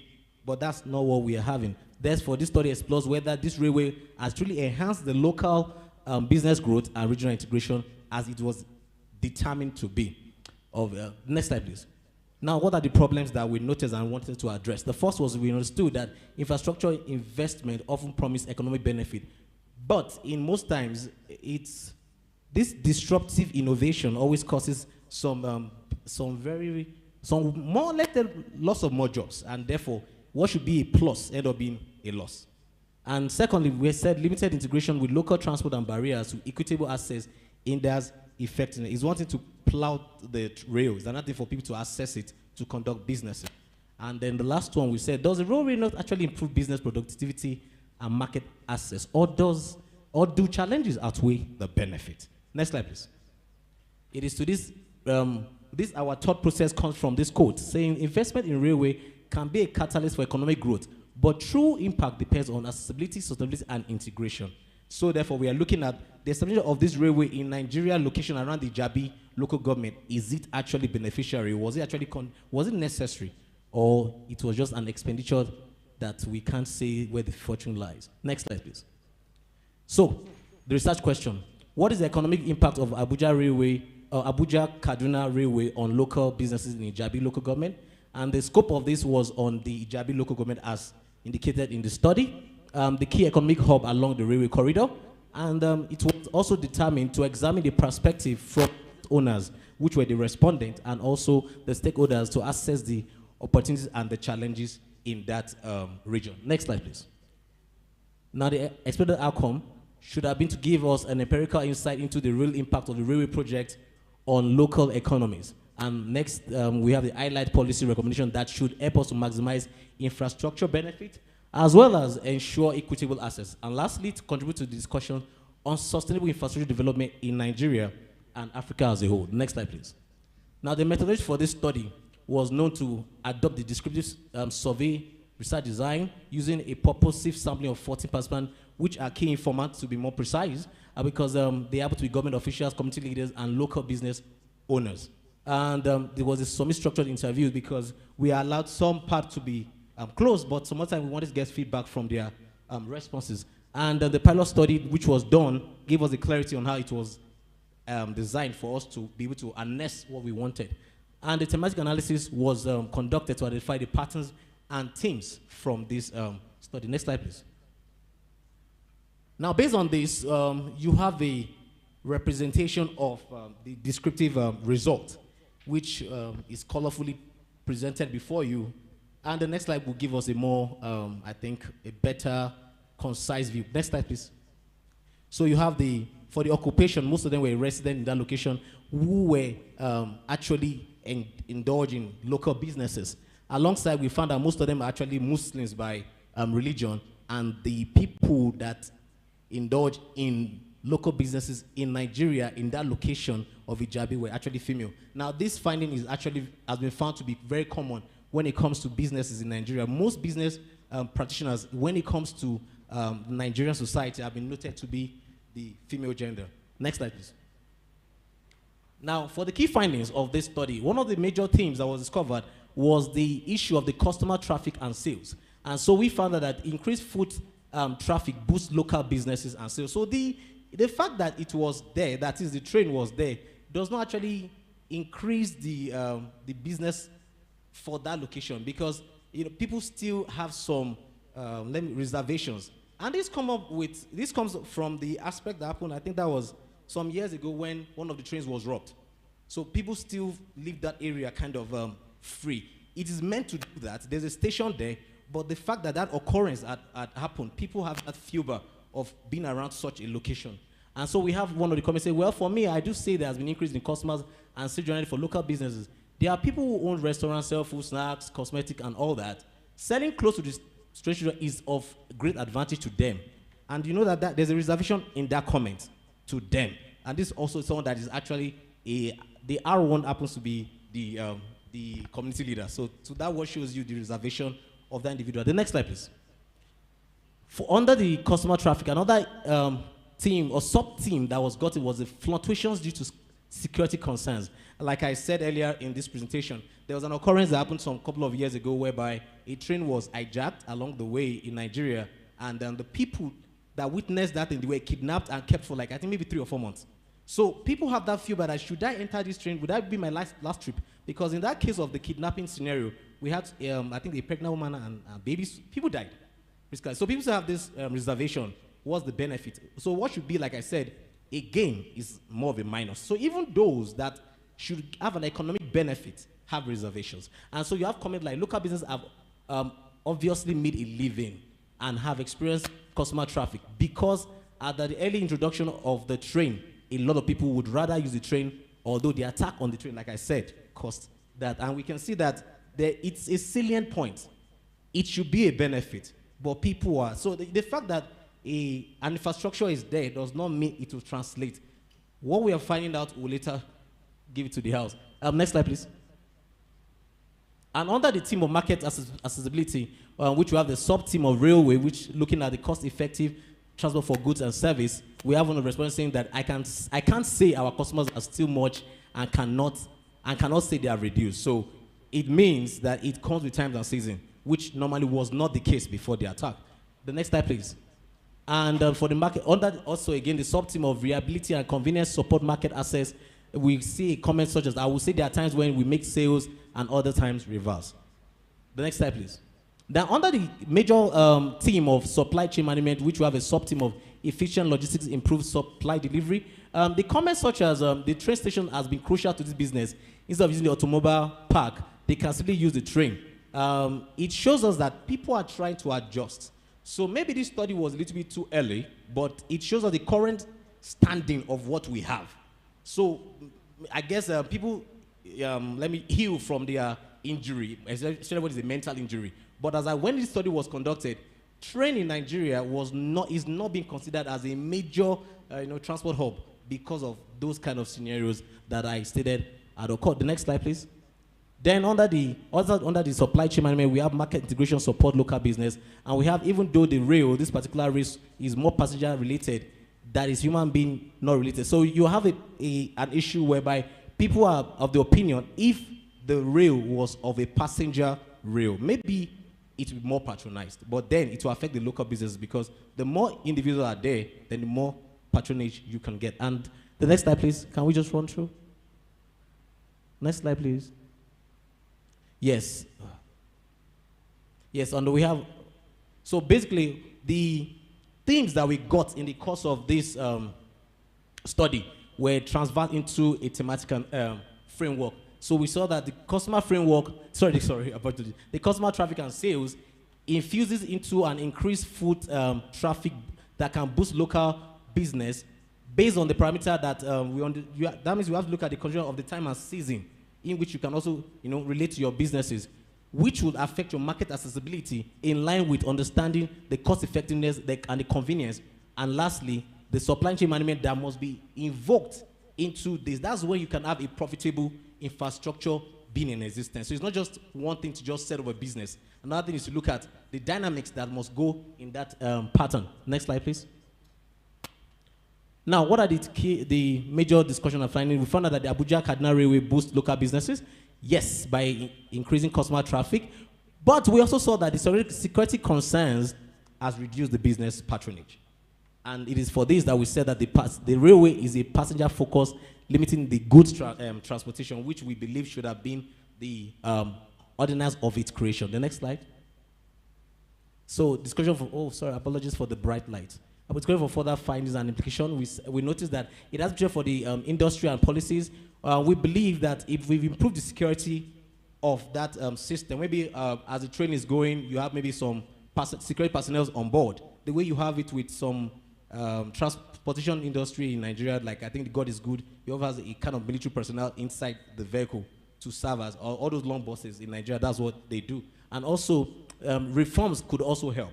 It could change the mindset, and we said that if you could strengthen the railway. So what we advocated is that if it's possible, thank you, if it's possible to have security personnel along the trackway, maybe every 1 kilometer, that might be expensive, but for introduction of maintaining security endeavor, at least to make people believe in that infrastructure once again. Next slide, please. Yes, and then we also said security threat deters businesses and limit railway, and then lack of cargo services restrict the market potential, which should have been a benefit to the system. Yes, we said the methodology of the qualitative was quite interesting, but the numerical analysis would have given us another paradigm to this study. And the future research could integrate both quantitative metrics for broader insight, and those were our suggestions for us to amongst all. Thank you so much for your time.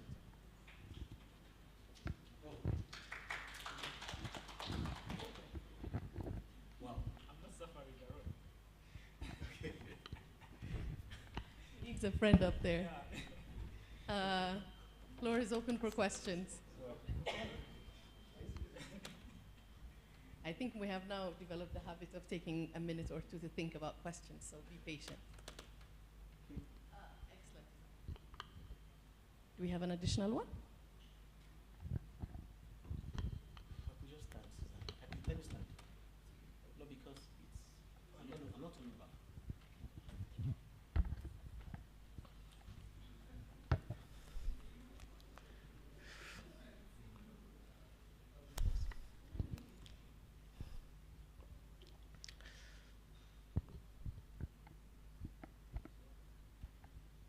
Thank you so much.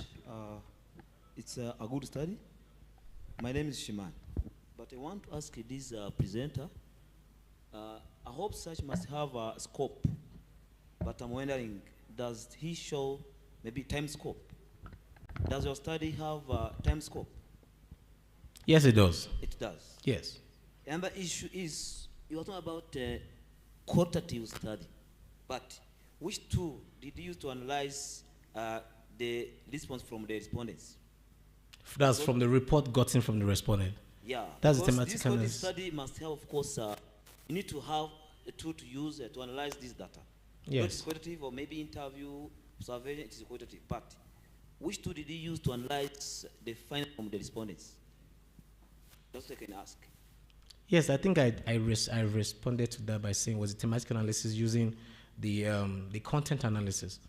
That was there. But if I did not see that, that's what we just saw, that there was gathered together, wasn't using any major tool like a Vivo or what's the name, MATLAB, no, nothing of sort. So what happens, we interviewed them, it was transponded into written, then we looked at the weighted response. That's why how those teams were gotten.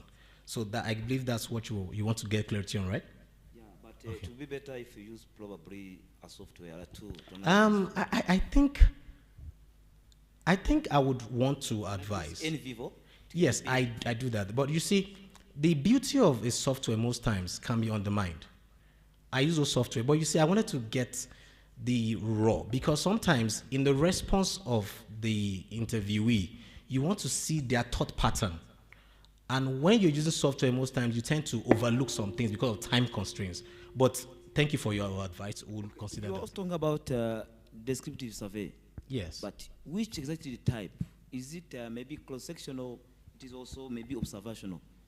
You need also to indicate which type of descriptive survey you are looking at, or you are just going to use in your research. Thank you. Okay, but look at the data. I think in answering that question, because it's a qualitative rather, you have an overview. So, like you said, we're given a format, but in the main work, it's there. Yes, so these were captured, but it's there. It was descriptive. It was at the cross-sectional at that time. But we have to work with time. But thank you so much. Thank you so much, my brother. It's been fruitful. Thank you. Oh, thank you.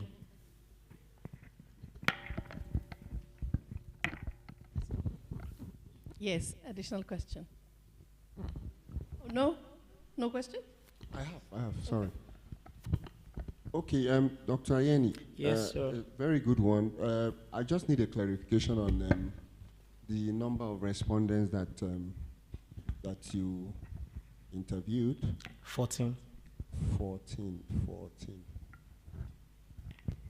Okay, that's fair for the work, but around above 50 would have been better, so that you'll be able to capture the entire scope of the work. And then I wanted to see your slide again to see the method.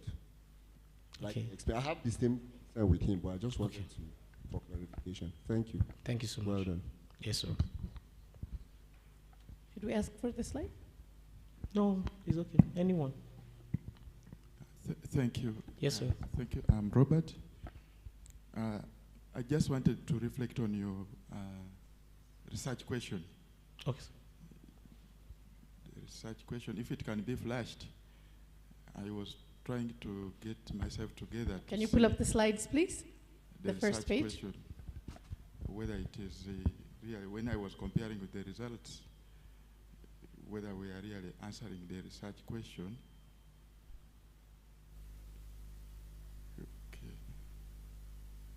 I think it was just, what is the economic impact of the Abuja-Kaduna Railway? I would like to form my query. Okay, sir. Right from there, the economic impact of the community. So that one, to me, I think I would have loved it to see much more. What you have presented is okay qualitatively, but to measure economic impact qualitatively, sometimes it leaves some of the audience not comfortable. This is good so far, but I would like to encourage that maybe in the next phase you can explore quantifying the economic benefits. If you quantified them, then most of the questions would not come. Then secondly, on the issue of security, yes, sir. People are not using the railroad because of security. Is it political security, or vandalism, or it is competitive security? Because if I'm operating a truck, which is or a bus transporting people and a load, and you introduce a railway, I'll be out of business. So maybe I can be a source of insecurity. And then your solution of putting security people on the train may not be taken serious, because it will not stop people from attacking. Maybe it will exacerbate, they will even kill the security guy who is on the train. So if you interrogate that further, you need to tell the audience whether the security is going to really, the source of the security really, when it is addressed the way you have proposed, is going to solve the problem of people using railway transport for economic benefits. Then I just wanted your clarification on using those colors. What is the implication behind, what is the analysis behind you choosing certain colors, green, as far as this research work is concerned? Thank you. Thank you, sir. Thank you for the first remark. I'll take note of that. And for the second one, the Nigerian nation is transverse. So security has never been about competition. We are over 200 million. So you can have your business that will never care to turn you down except you have a threat. So the train is not being attacked because of a competitor issue. It's more of the Boko Haram issue and the other jihad issues. So what happens is, these guys have infiltrated the system.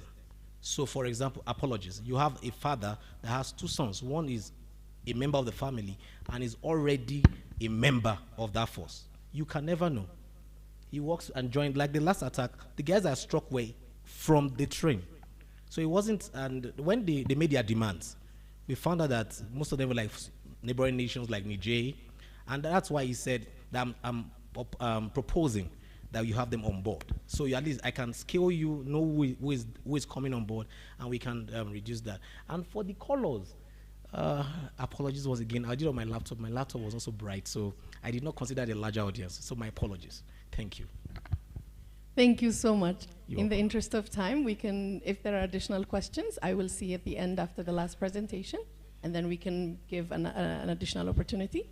Please take your seat. Thank you.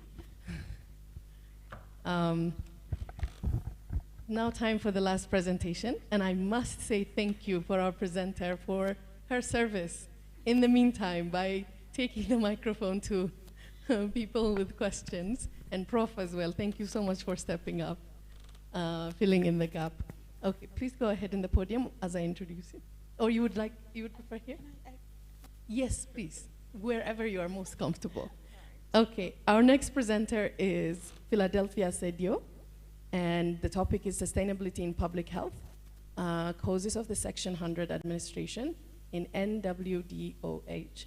I'm guessing this has also to do with the limitations. Yes, so we're preempting questions now. Yes, and also interesting connection, there is another topic that touches on health. I look forward to your exchanges later on, perhaps, if we have time. Yes, the slides are up. The floor is yours. All right, thank you very much. Good afternoon, ladies and gentlemen. My name is Philadelphia Sidio. I am from the Northwest University Business School. And the NWDOH in the title stands for the Northwest Department of Health. Okay, next slide. So for our presentation outline, we will be looking at the introduction and context, to research objectives and methodology, our key findings, recommendations, our alignment for future recommendations, and the conclusion. Okay, next slide. As per the Section 27 of the Constitution of South Africa, it states that all the residents of South Africans and all who live, and everyone that lives in South Africa, have a right to quality health services. But with the studies that have been conducted, we have seen that it is not the case for most South Africans. Currently, South Africa is still impacted. Okay. We are still battling with quadruple diseases, looking at HIV and AIDS, maternal health and child health care, HIV, AIDS and TB, violence and injuries. So in the past years, we have seen that when it comes to violence and injuries, we have had an increasing number of GBV cases, which also impacted this a lot. So, looking at the at the Northwest Department of Health, it is supposed to be serving 6.9% of the South African population. So the Northwest the Northwest Province is one of the situated in South Africa, and with the capital in Maputo. So what happened in April 2018, we saw employees within the Northwest Department of Health being disgruntled with the payment of performance bonuses. So that led into a protest taking place within the department. A few days later, that protest expanded externally into the community as well. So there were blockages on roads, and the employees of the department, they also hampered service that was supposed to be delivered within the clinics and healthcare services. So medical offices and facilities were off limits to staff and the public as well.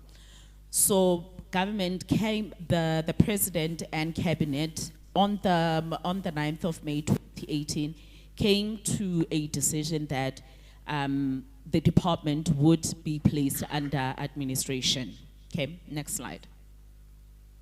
So what do we mean by the Section 100 administration intervention? So as per the Section 40 of the Constitution, it makes a distinction within the three levels of government sphere, which is national, provincial, and municipal. So with the Section 100, going back to the case of what happened, the national department would be put into place to say, if a provincial department is unable to perform on its mandate, then the national department would come into place.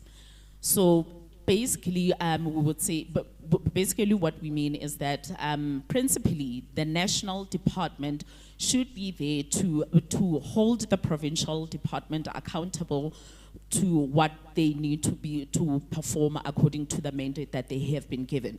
So with the service delivery protest, it brought to light the struggles that the Department of Health is having with systematic issues in public health governance, management, and management that have hindered the province's ability to provide adequate health services to its residents. Next slide. So with the research objectives and the methodology, so the objective of this study was to go deeper into understanding as to what were the underlying causes that led the department to be placed under administration. And the themes that we focused on were sustainability in leadership, financial management, and governance. So with the methodology, it was a qualitative study. There were semi-structured interviews that were conducted with 8 key informant participants, which were the executive leaders within the Northwest Department of Health. So these 8 key executives were purposefully chosen because they are the ones who would be able to who were directly impacted by the intervention taking over their administrative duties. So how the data was analyzed, it was a thematic analysis that was done through Atlas TI. Okay, next slide. And then, I forgot to mention that I am here with my mentor, and then he will take over the next part of the presentation. Thank you so much. So using the Atlas TI and on the basis of the analysis, these were the major key findings which relates to the themes that we were able to extract. The first was the instability and leadership collapse. We found out that the political unrest and frequent leadership turnover has been able to erode strategic directions and the staff morale. And secondly, we have issues on financial and procurement mismanagement, which we believe led to that protest in the first state. This also vis-a-vis affected human resource and infrastructure deficits. We could attest to this by the comment of some of these key informants, making us understand that appointment of moratoriums and staff shortages have, with outdated facilities, has hampered service delivery. So what you have is people that want to work could not deliver because of, obviously, the tools to work are actually not functioning or they're out of date. But you know, I as a client, I won't get the full gist from you. So I will react. And then you are also under pressure. You will react. So you have two clashes. And therefore, so the government didn't, we believe that from what we were told, the government didn't get deeper into these scenarios. And then we have the service delivery breakdown, which showed that medication stockout was a recurring issue. And then the inaccessibility of emergency services also triggered the public discontent. And lastly, the sustainability impact was, please can you help me go back? Thank you. Yes, thank you. Then the sustainability systematically compromised the health department ability to sustain quality healthcare, thereby threatening a long-term service outcome and public trust. The next slide. Now, the recommendation for sustainable reforms were under 4 major headings. The first was leadership and capacity building, the financial sustainability, structural reforms, and infrastructure and HR investment. Now, under the leadership and capacity building, we believe that if you're able to invest in continuous training for leaders, then staff can foster about institutional knowledge and adaptability. This is a diversion from the existing knowledge that believes that leaders are born. We have the opinion that you have to train them. And so when you train them, there's going to be a reorientation. And they enter such positions fully prepared to handle such tasks. Then the next one was financial sustainability. We believe that the budget control should be robust. And this should lead about the strategic resource allocation. So it's not just about someone feeling that they can do these things. There's always a pattern of growth and also of training that must be infused into these systems. Then the structural reforms, such as convert ad hoc committees into permanent working groups to ensure continuity and institutional memory. The way I would deliver my duty if I am a permanent employee is not the same as an ad hoc officer. And so you have people that claim they were ad hoc officers for years. And we believe that if you want to get, I'm looking for the right word, but it's not coming. If you want to get, let me use the word, allegiance, yes, of an employee, there needs to be a level of belief that their opinion matters. So as an ad hoc officer, I know that I'm just temporarily being used to service a good. And lastly, infrastructure and HR investment. We believe that upgrade of facilities and lift appointment should be done to build up a sustainable workforce and service base. If all these things are done, which we propose, then it's going to prevent future crises, aligning with long-term health system resilience. Next slide, please. It is for this reason that we believe that our study has been to align with the SDGs 3, 16, and 17. And 3 shows us that it's able to strengthen health systems by what we have proposed to you to ensure that equitable and quality care for all.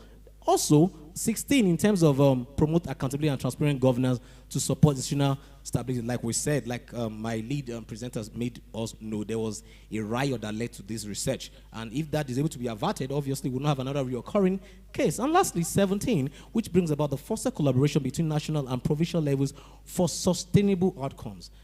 The health sector can never work alone. This has always been the norms. No matter how grandeur they might serve the community, there's always an expectation of how their contribution can be harnessed to give a better system. So achieving this SDG will require a sustainable Northwest Department of Health, capable of delivering sustainable services and resisting governance failure. Next slide, please. It is to this summary that we are advocating that Section 100 should be done with should be addressed to solve these deeper sustainable challenges in the Northwest, not just make sure that they take over.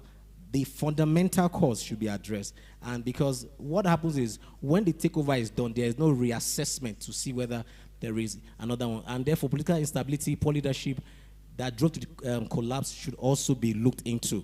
Under the sustainability imperatives, we are of the opinion that the long-term public health success relies on the resilience of governance, fiscal stability, and institutional capacity, which brings about the reforms that can prevent reoccurring failures. It's wanting to solve it, and to avert such occurrence. And that's what this study was trying to do. And therefore, we made a call to action that the Northwest Department of Health must prioritize sustainability to build a robust, future-proof health system. Next slide, which I should be. Thank you so much for listening. God bless.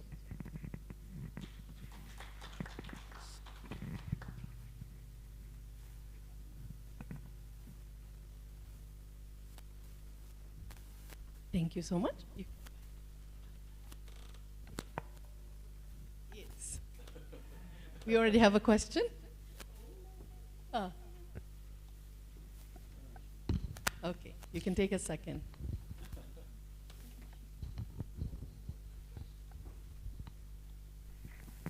Okay. We have a question on this side.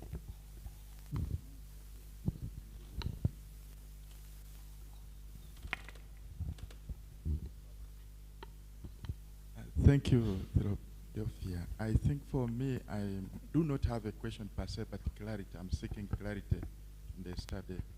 My expectation was to see if we can find the objective was to investigate the causes of the takeover, if I'm correct there. But to me, since this is a healthy matter, that would do, I'm questioning myself, what is the problem then? Is it the problem the takeover or the poor health service delivery to the people who are supposed to get good health services? So I just wanted you to clarify, was the problem the takeover, and how problem was the problem of takeover? In any case, when a takeover is there, it's trying to correct a problem. So me as an investigator, I will go in to really find out really how this happened, what caused this, and whether the takeover was right. So we'd like to see the underlying causes, delivery, poor service delivery, maybe people were dying, getting poor health, they were dying, okay, women died in labor because of those cases. So we'd see numbers that are underpinning the real problem to show that really there was a problem and it was life-threatening. People are even dying or they were at risk of dying, so that we go in and investigate that. So you needed to clarify to me that area, whether the takeover was the problem or poor service delivery was the real problem. Then, and that one will go on also for the recommendation, because it has to be a social issue that we are addressing.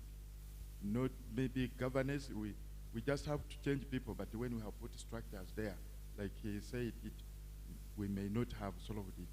So that one also needed to come out much, much more clearer. So I expected aspects of health to come in much, much stronger here. Thank you. Yeah, thank you. It is noted, but within the study, it has been a thorough investigation was done, and then the reasons for the for the administration, for national to come and take over the provincial department were clearly defined in the study, but I think for within the limitations of the presentation, not everything was covered, but noted. Thank you.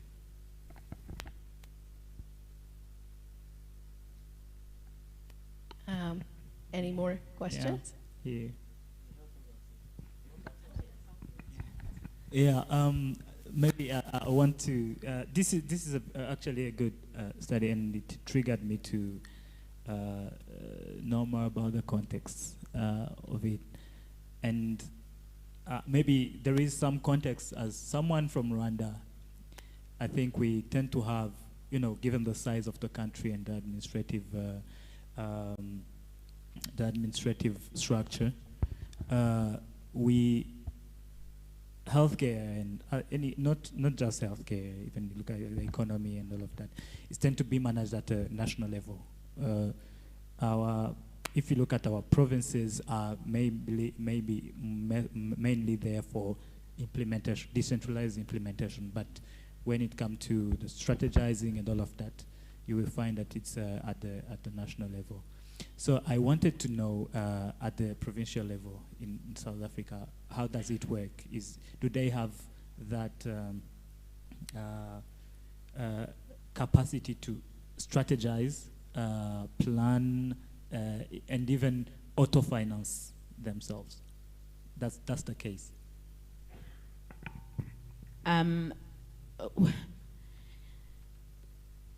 The main planning will be done at national, but based on the needs of your based on the needs of the province that you are at, because when you look at the Northwest province is more rural compared to Gauteng.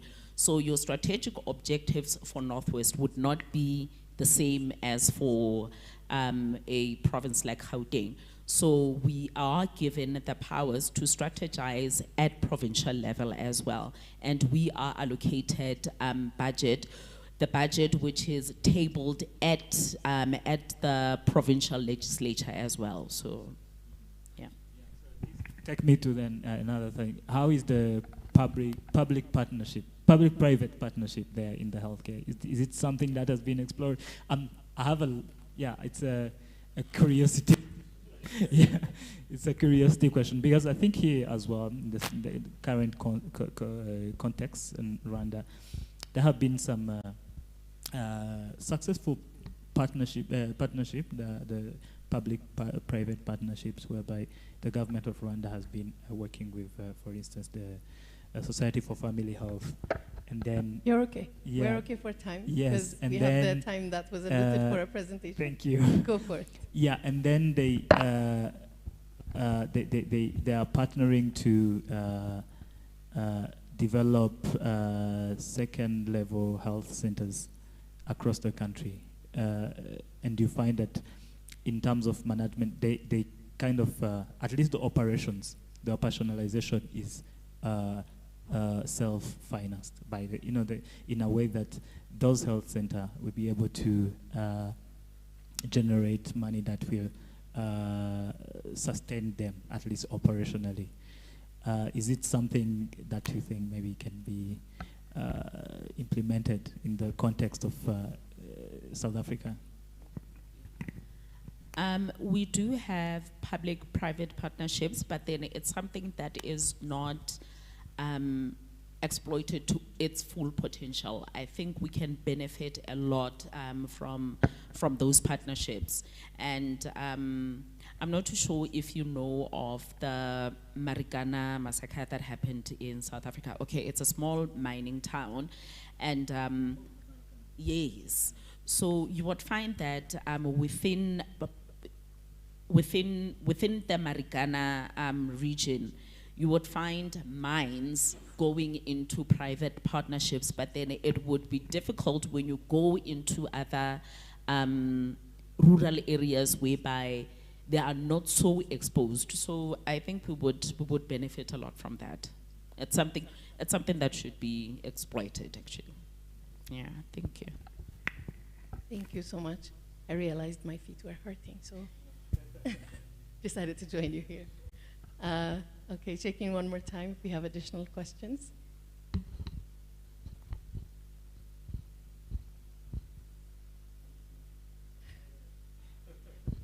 Again, appreciating Prof immediately to his feet to be of service.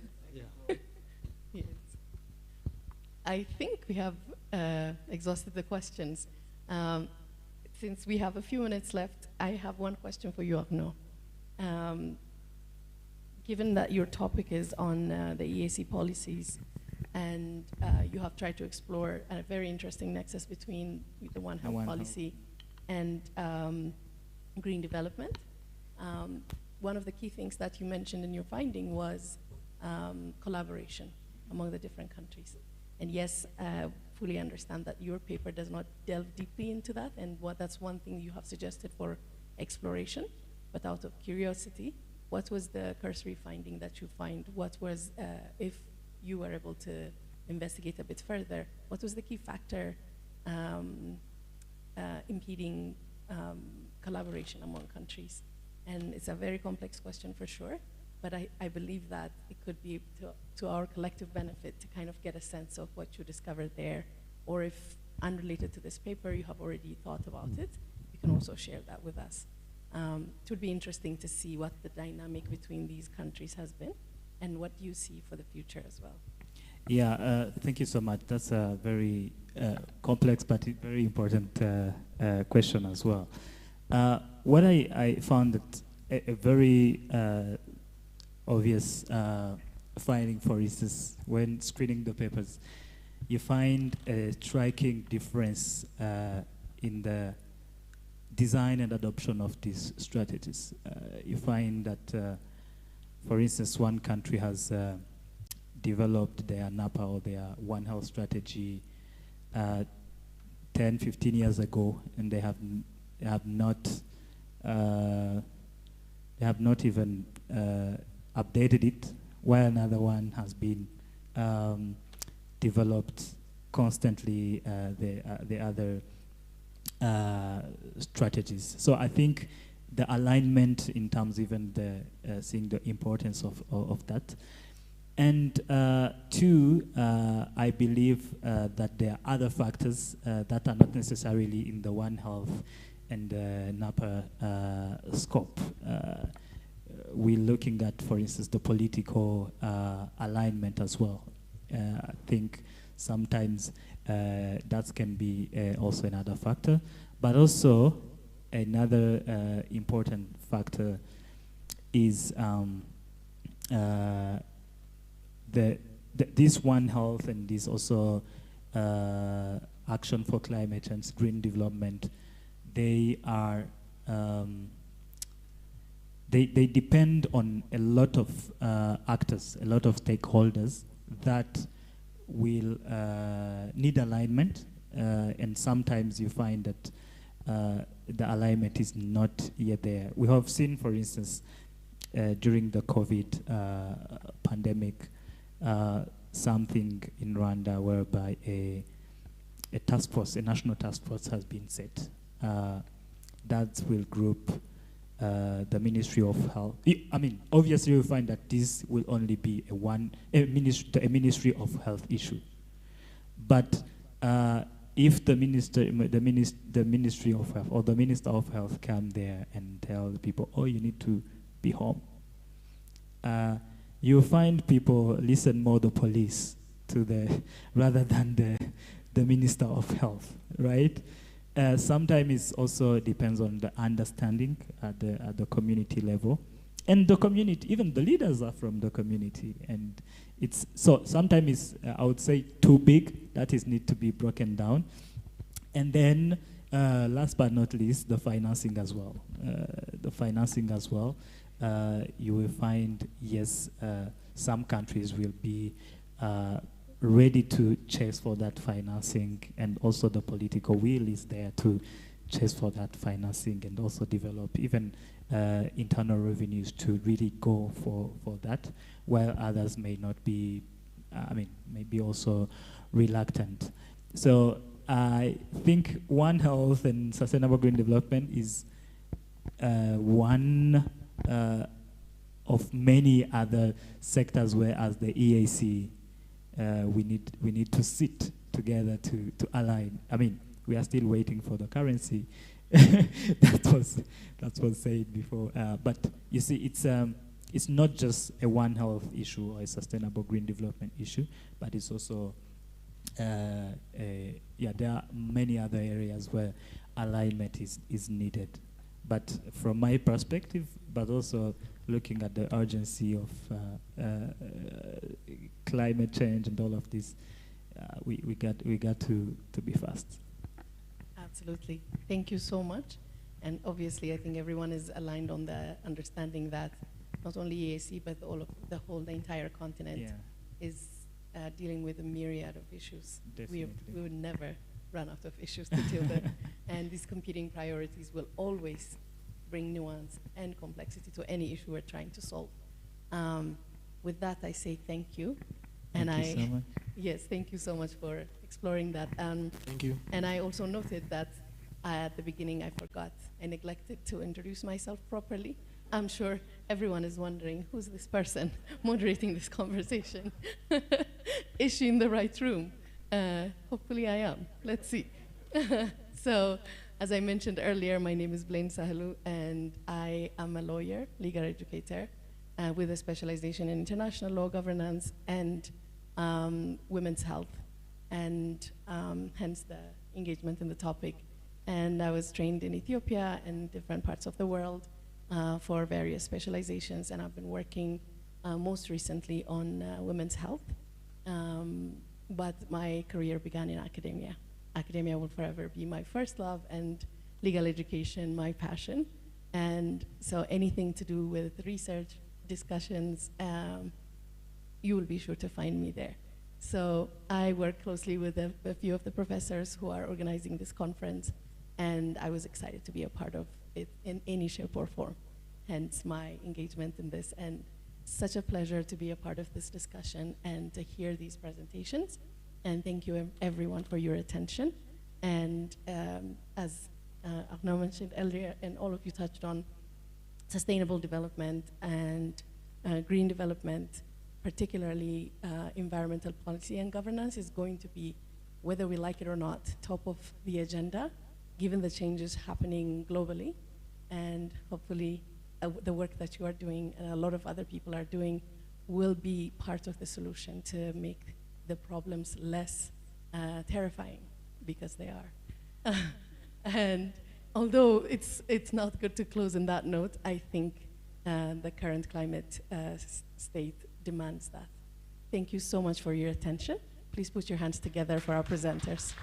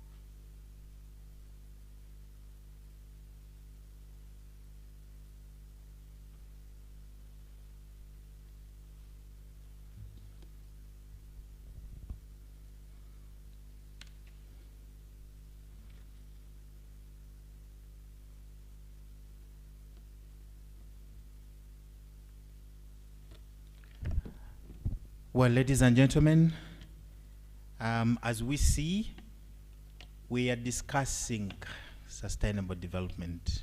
And those of you who never got time to go beyond this building, God was doing his job to sustain our environment with, you know, we've just been used to the rain and the sun, and then all of a sudden being on in the tropics, then the rain is here.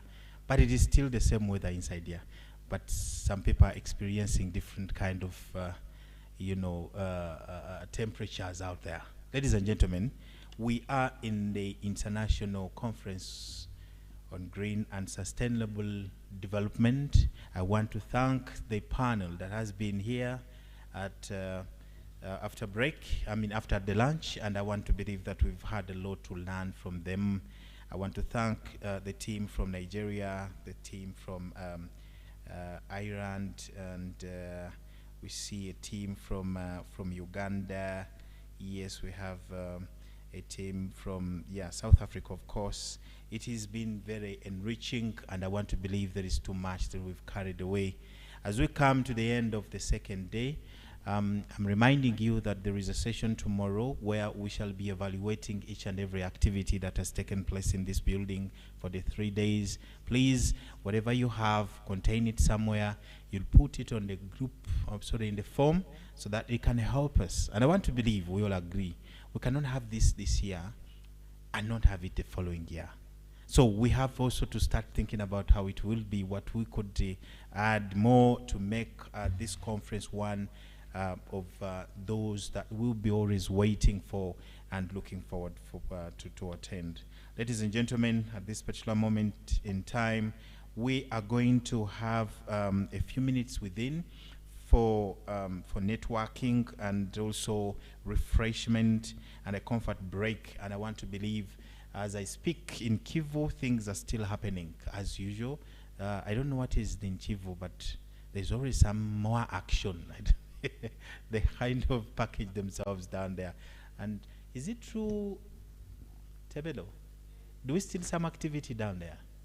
Indeed. So please, if you feel, you know, if you feel that you want to see some more action, there is something down there. But this is a time for networking, creating new networks, friends and connections that are relevant, and maybe that can help us at least improve from where we are until we meet tomorrow. Ladies and gentlemen, for today, we are calling it a day. Thank you so much.